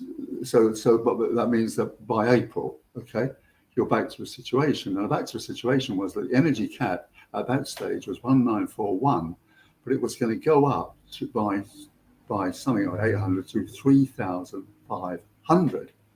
Now, we're talking about fuel poverty at £2,000 a year, and all of a sudden, people will be, if it comes to that, will be paying £3,500 a year. And that's getting beyond fuel poverty, it's getting into destitution. Yeah.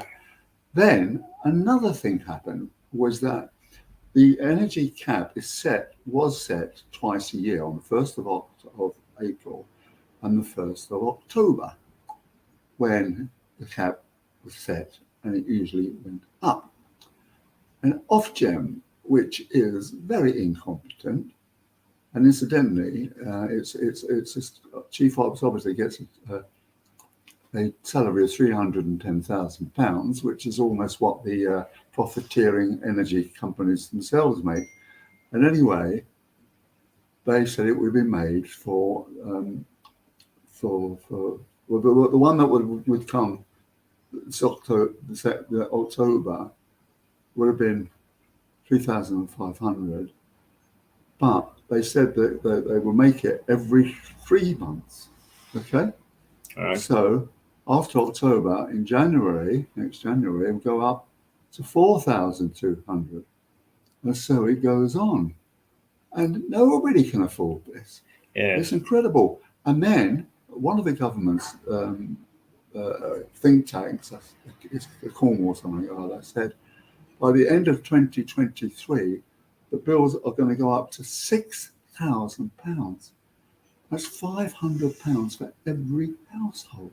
Yeah. It's not possible. No, it's not. So what he's going to do, God only knows. Yes, well, I was going to ask you, what options, in your opinion, does he have? Well, I don't think he's got any. Not any I can think of. What's he going to do? Unless he actually has a go at a cartel. Now, I've talked about this often before. It all stems back from Mrs. Thatcher. After the coal miner strike in 1972, when Edward Heath lost his job because of the coal strike, gas became the favourite, and Mrs. Thatcher in the early 90s privatised them all. And this led to an oligopolistic cartel with 6 companies: British Gas, E.ON, E.ON, German, Empower, German, EDF, French, Scottish Power, Spanish interests. And at that stage, it was SSSA was English again. And they put the prices just as low here, there's just what they wanted to do. And this became a real political issue. Ed Miliband, then the leader of the Labour Party, said, if I get into power, I'm going to bring in an energy cap. He didn't get into power, David Cameron did. But he was spooked by the idea of an energy cap, and he asked his Competition and Mergers Authority what he should do. And they, after a lot of messing around, about a year, they said, yes, the consumers being ripped off to the tune of £1.4 billion. What you should do is get cheaper suppliers. But of course, there weren't any. And all of a sudden, all the chancellors and ne'er-do-wells started coming in and offering sweetheart deals. Like British Gas would say, I can do it for £1,000 a year. One of the other companies can do it for £800 a year. But then when the gas inflation price went up and up and up, 28 of them went bust. So what the hell? They didn't know. The government didn't know what to do. There were suggestions that they would get rid of the green levies. Secondly, they would get rid of that, and that would help sort of. And then that still wasn't going to be enough. So then they had what they called a contract for difference. Most people doesn't know what that means, but what it means is that the company does a deal with the government about what the price should be. If the price should go above the agreed price, then the government pays the difference. If it goes below the price, then the company pays the difference. Now, that kind of thing has worked terribly well for renewable energy. Say your wind farm sets a certain price, and if the government goes up, which it does, then they pay it off. If it goes below the price, well, it doesn't go below the price for renewables, right? So that was a good solution, but they didn't do anything about it. So there you go. Bad, they've made a mess of the energy politics for 20 years. Yeah. And now we're in this dreadful situation. Yeah. Now you're very innovative, and you travel the world, and you're very colourful. If you were sitting in the Energy Secretary's place right now, and you're faced with this situation, other than slit your throat, what do you think you would do? Oh, I think shoot himself in the head. I know what they're going to do. See, what the thing is, this cartel, when the gas price goes up, they get this money, right? And they're supposed to spend it on buying the gas, right? Which is expensive, or investing in new lines, all right? Mm-hmm. But they pay themselves unbelievable salaries. I mean, look, I'll give you an example of this. The British Gas in January this year, they pay from January 1st this year to the end of June this year, they made a profit of £1.3 billion, right? Yeah. And they use some of that money to pay for the gas. But the chief executive of British Gas, Chris Shea, got a salary of £2 million a year. And all of the other five of the cartel got at least £1 million a year. And God knows how much the shareholders got. It's an amazing amount. Yeah. So, right? Yes. So it was absolutely clear profiteering. And then you come round to, right, what we're going to have is windfall tax on the oil companies. Okay. And it came up recently that BP had made a profit of £8 billion in the first 3 months, or maybe it was 6 months, okay? Right. And they thought they've already taxed at 65%, so they should be taxed some more. But what people don't know, particularly Keir Starmer and the poor Prime Minister didn't know, but BP, you know, one of my businesses where I was doing investment in oil companies at one stage, BP sold out most of its North Sea interest to smaller companies, okay? Mm-hmm. So when you say that profit of £8 billion, most of that was made abroad, because BP had a period where it said beyond petroleum, and they've got umpteen number of wind farms in America, and they've got hydro power and all kinds of things. Now, it's very interesting whether Mr. Keir Starmer or Mr. Ham or whoever it is, Rishi Sunak,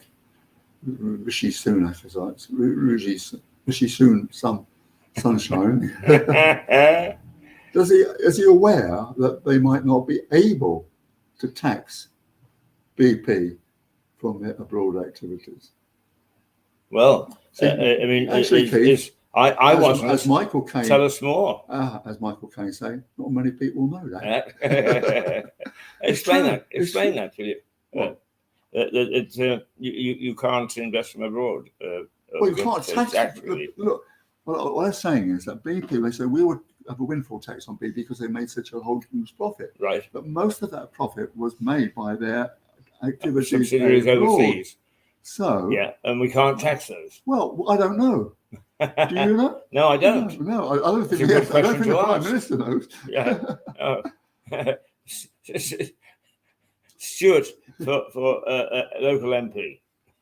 For local MP. Yeah, right. No, you'd have them soon sorted out in Westminster.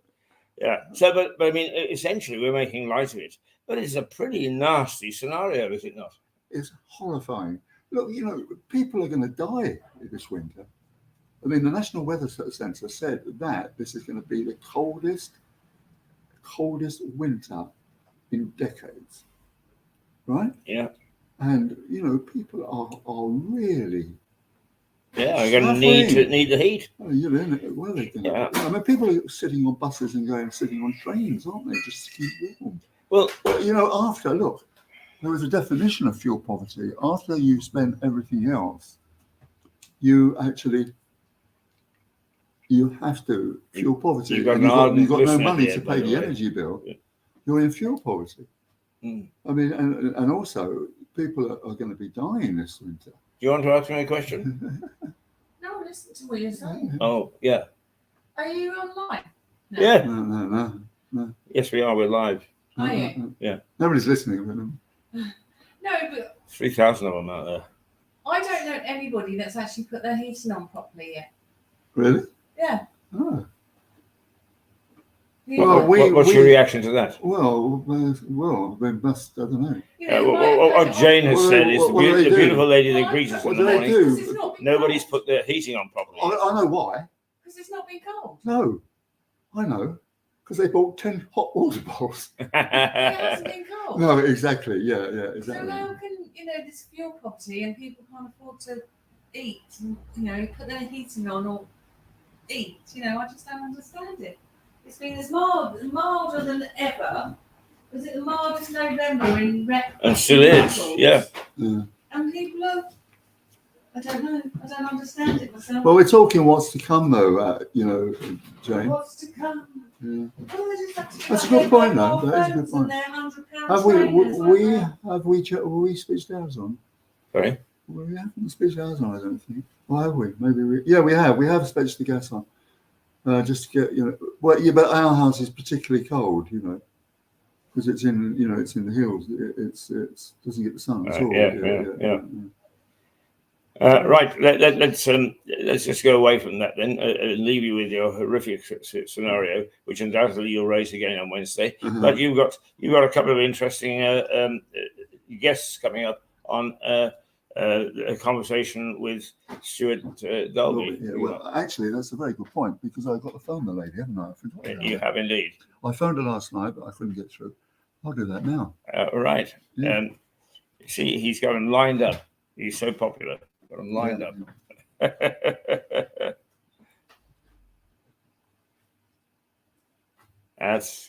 Thanks, Stuart, for coming in and having a little natter. Where are we now? It's 10:30. Oh, it's 10:31. Goodness gracious me.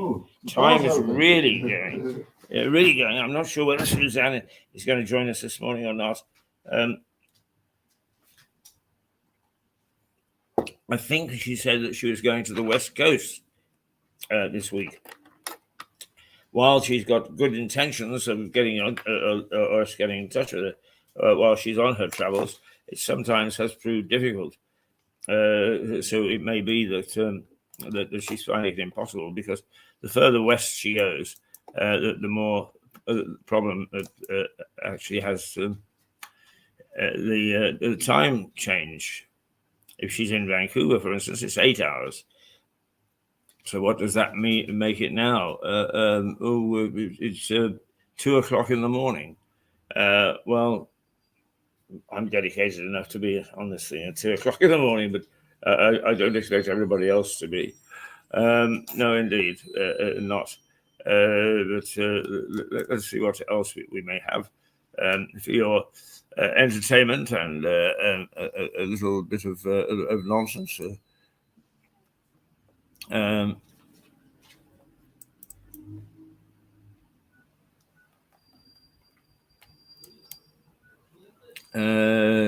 Well, let's see what we've got coming up here.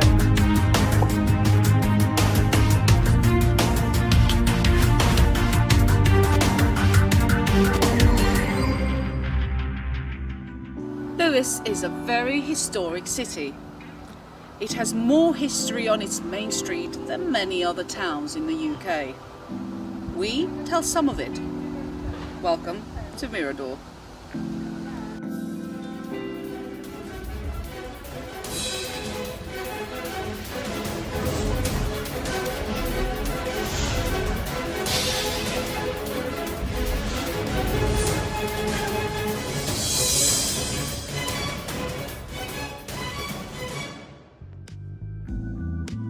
The old man once told me that when he tried to make an omelette, he used over 24 eggs before he hit the target. Nonetheless, over half of it ended up on the floor. No surprise there. Here is his expertise as he joins me for Break an Egg.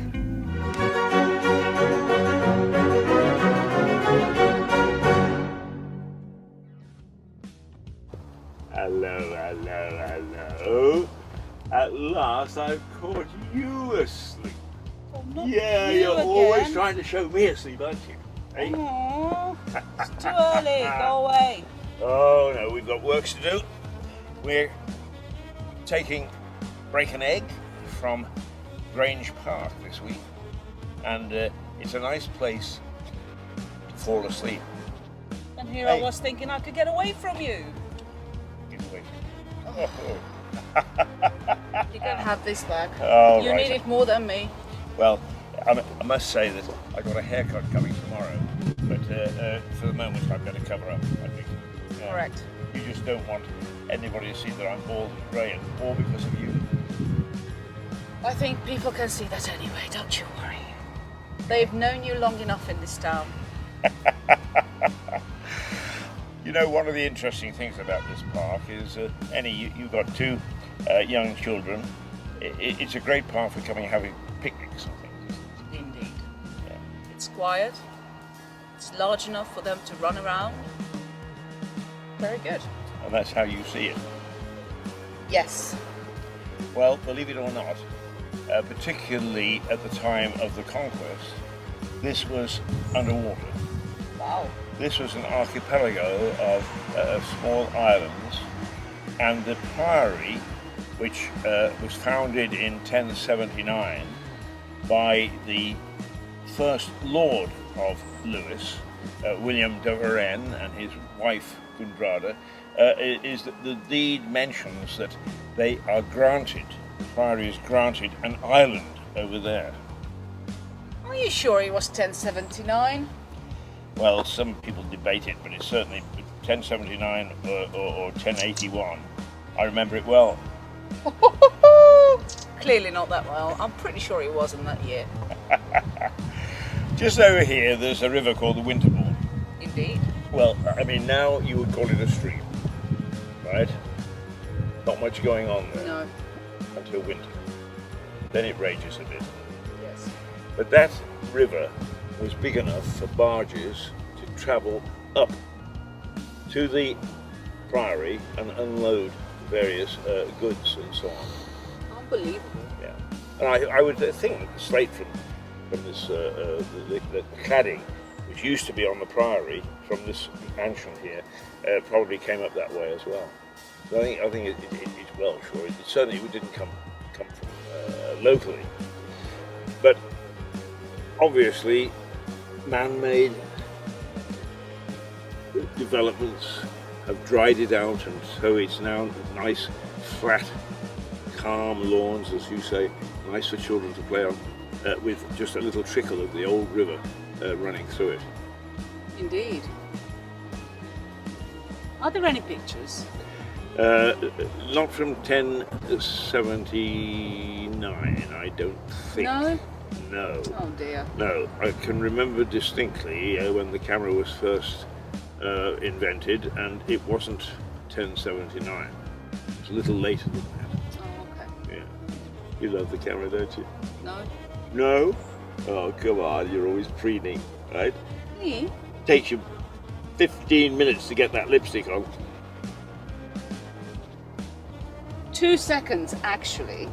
You never pay attention. Never pay attention.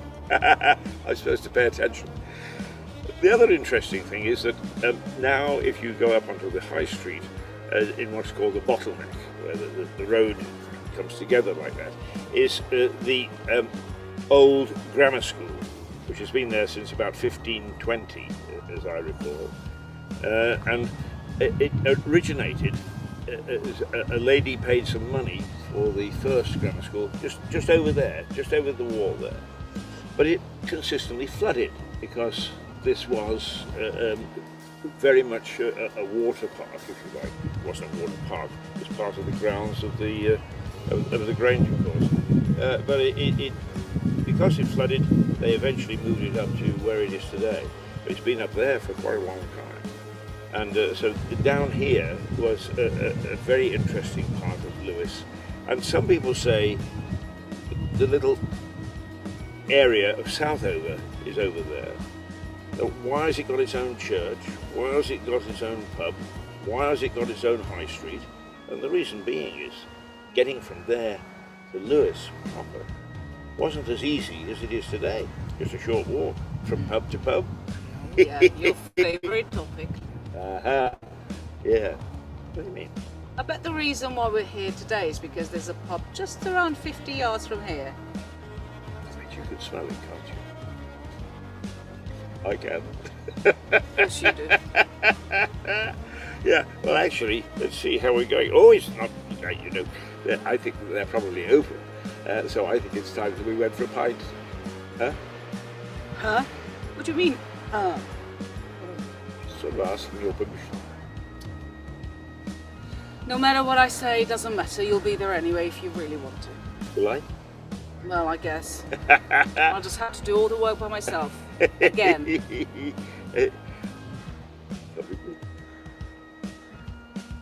Will I get a Bloody Mary?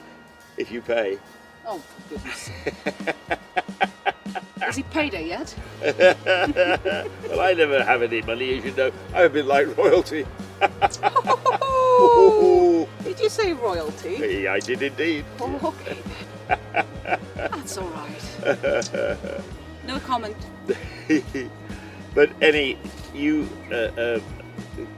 come from outside Lewis. I've been here for 30 years. But some of the things that you actually find here from a historical point of view, do you find that you enjoy them? Do your family enjoy them? Do your children enjoy them? Your mother lives with you. Does she enjoy them? Yes, indeed. I love the history of this town. It's a lot of culture. And a lot of restaurants. Ah! Well now, one last thing before we go, because we will be talking food and drink on this programme throughout the week. But the Priory actually owned some of the pubs and the inns in the centre of town, right where the White Hart Hotel is now. And they were known throughout England for being excellent for food and excellent for wines. And that was the monks' development. So there's a lot to be said for the churchy type pubs and so on. Indeed. You like churchy type pubs? I just like pubs. I was going to invite you to come to church with me. Church? Okay. With you? Okay, I'll invite you just to the pub. I'm still not entirely sure how they let you in the church every Sunday. Mind you, it is not every Sunday. He's not that brave. He only goes twice a month. Secrets.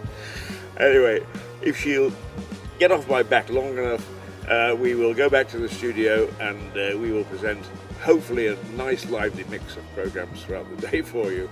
And then we may come back here tomorrow morning, because it is a lovely place. We are expecting a heat wave. The sun is breaking through the clouds. It's all very pleasant, isn't it? Indeed. At least it was until you turned up. Go back to sleep. Thank you. But is that you telling me you're going to leave now? I may. Please do. Goodbye. Can't get anybody to work nowadays. Can't get the staff.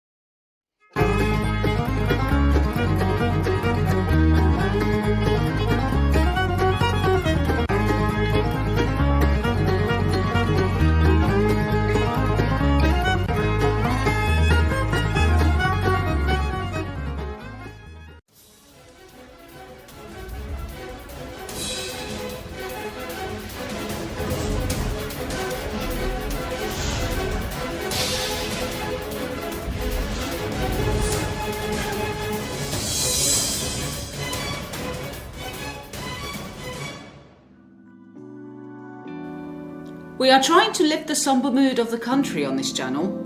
However, there are certain issues that need to be taken seriously, and when it comes to them, the old man has a short fuse. Just listen to his next rant.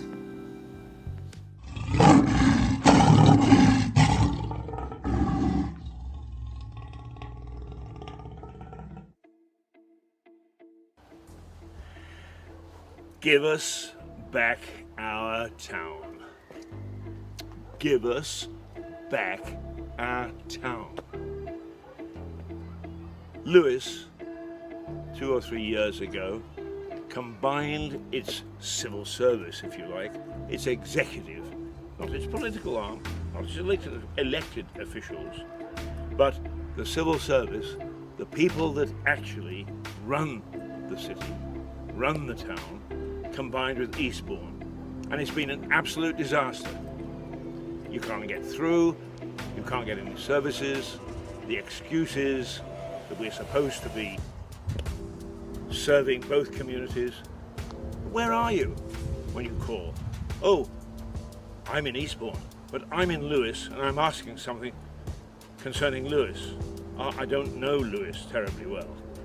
Well, why in earth are you representing an executive that's supposed to look after both communities?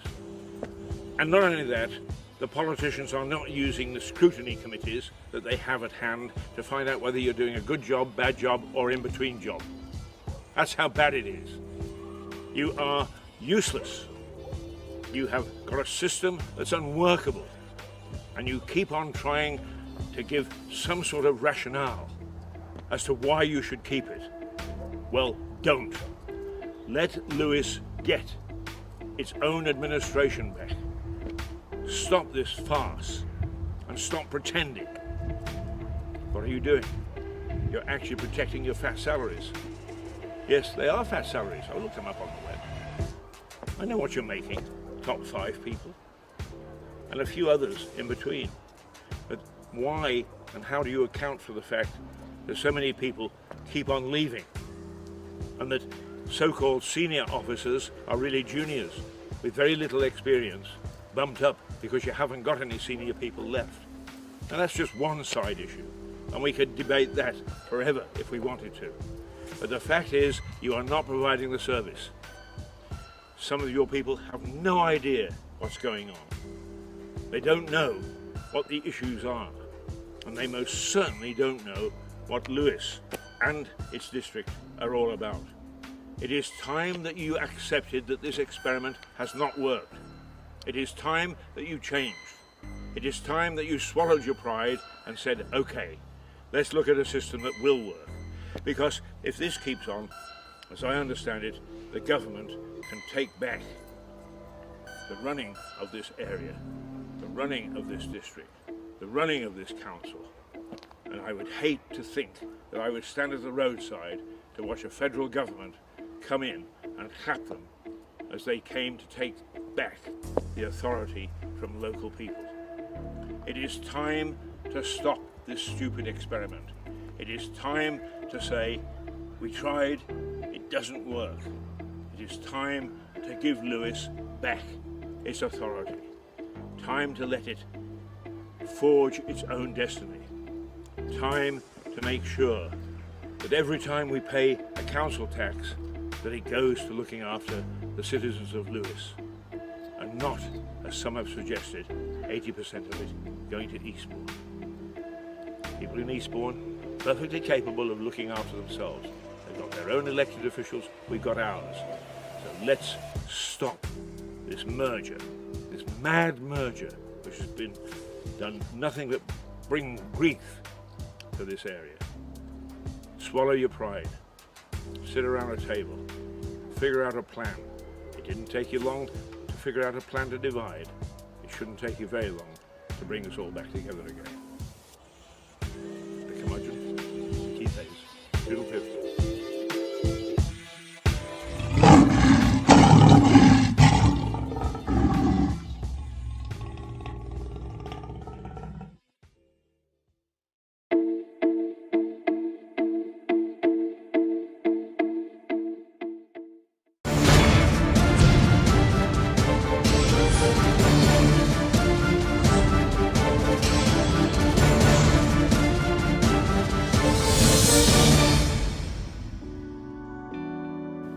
The new government planning regulations are causing some concern around Lewis, and Stephen Catlin is one of the skeptics.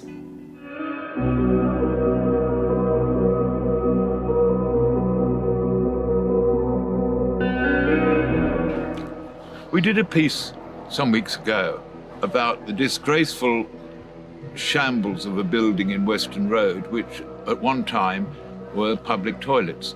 And I did suggest that they could be demolished, rebuilt on a footprint a third the size, with much needed social housing above, alongside and behind, because the site is larger than just looking at it would lead you to believe.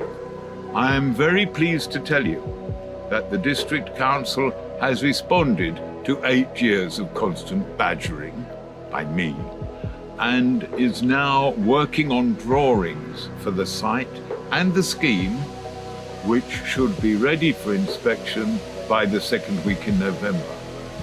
That is the power, not perhaps so much of the press, but of Mirador television. This is what we've achieved. Thank you. Of Garden Street and Southover Road in Lewes, where overgrown almost as much as the site is this notice board showing the sale is agreed. I suspect, but do not know for sure, that agreed is subject to planning. This is the point of today's lecture. Planning was refused. The developer made an application in 2018. South Downs National Park refused it. It is now going to appeal.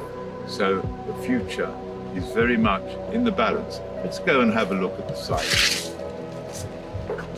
This is where the cows and pigs came down to be sold off when the market moved to this site from the end of the 19th century. Before then, and it was established in 1875, I think, the Lewes Cattle Market, it was held in the High Street in front of what is now the Court building, but which in those days was County Hall. It was felt by 1899 a little unhygienic, so it was moved here. If you Google Lewes Cattle Market, you will find there is a Friends of Lewes grey plaque marking this site as the cattle market, only really where that plaque is, God only knows. And this site extends back. These were, until recently, auction rooms. I have a note of the date the market, the cattle market as such, finished oneself. But this site closed as a cattle market in 1992. The earliest records of the Lewes Cattle Market Company date from 1875. This site, before it became the cattle market in approximately 1889, was the site of a tannery, the smell of which must have invaded what houses were around, as well as the cattle market. I'm just trying to find the plaque. No. So here we are. This is the site of the cattle market and earlier tannery. There is a plan afoot for a totally, in my opinion, I have to be careful to say, my opinion, a totally inappropriate development which had tall, glass-walled houses. Consider the area around. 2-story houses there. The railway station. Does it fit in? Or is this a developer's idea of a landmark memorial for himself? One has to be careful. There is nothing wrong, in my opinion, with modern architecture in an historic setting. But I think this is not the place for it. Watch for the appeal. Notice has been given of it. The appeal date is yet to be fixed. I'll keep an eye on it. Maybe you will too.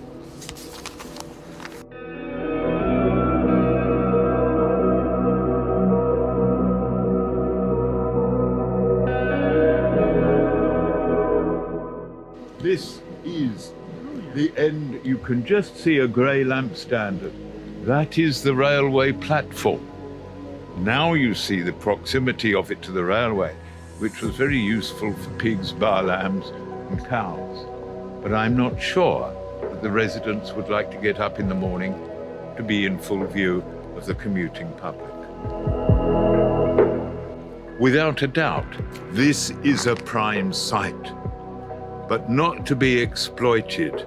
I think it is a prime site for much needed social housing in this town, and perhaps the hub of a few shops as well. We'll see, because there are other plans in the offing for the west end of the station car park. All will be revealed in the fullness of time.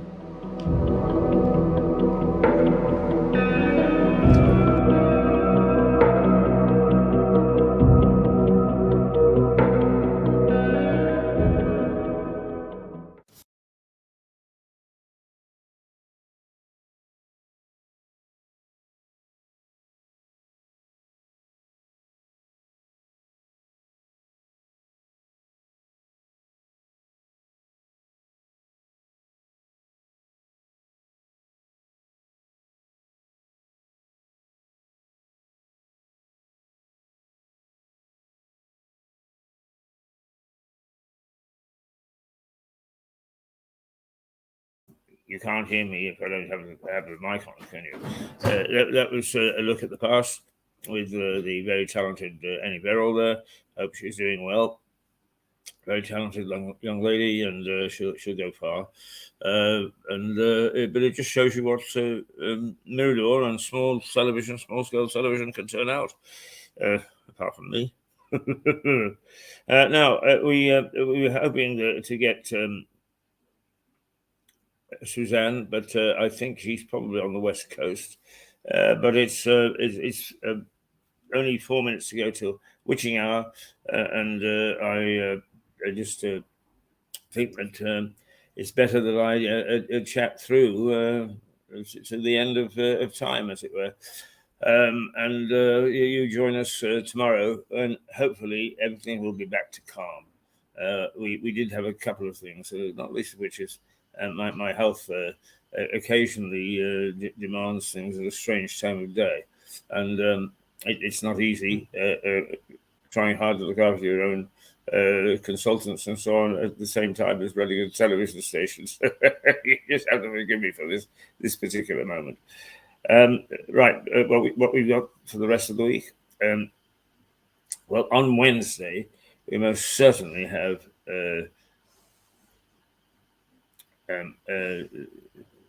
Stuart with his, I think probably with one of his interviews, but also with a further update on the energy situation, which, to be quite honest, is I meant it when I said if I was the energy secretary, you chaps, isn't it?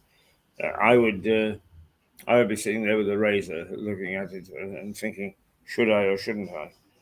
Because it is an impossible situation. Politically, very impossible. I would imagine that this period is going to see the change. I'm not going to say I'm not going to be anti-Tory. I'm not anti anybody. Yes, I'm anti the whole lot of them. But it might be an opportunity for wholesale change. That we get new people into Parliament. We get new thinking, new approaches, new attitudes, and above all, that we get competence. That is what we really should expect and what we want from our politicians and from the leadership. And I don't see that Sunak has changed his spots. His budgets were smoke and mirrors. His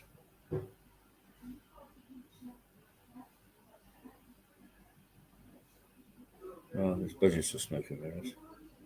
Let's just leave it at that. And I hope that he doesn't bring that to his sovereignty over the country during his tenure as Prime Minister.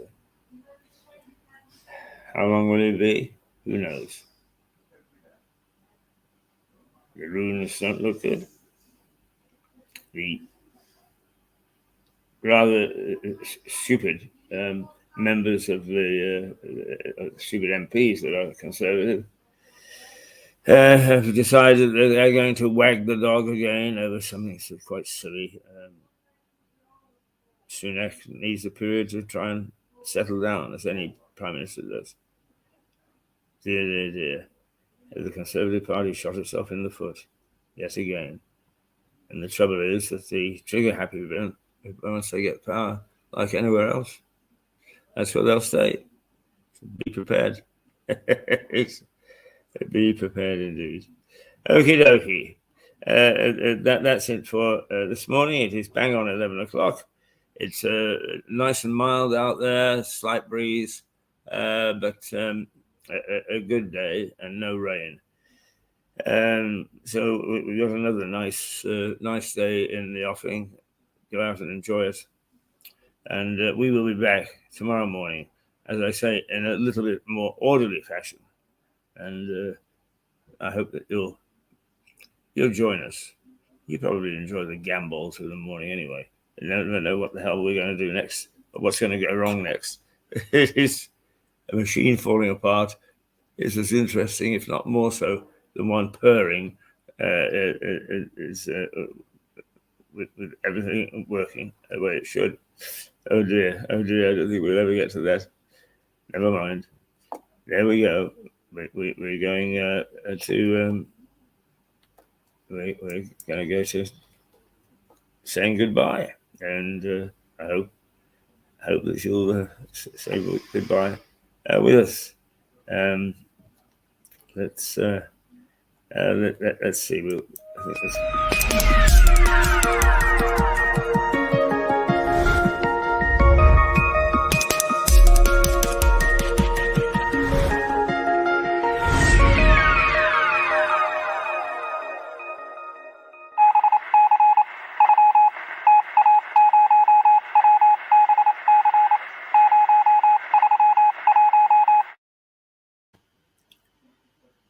Toodle pip.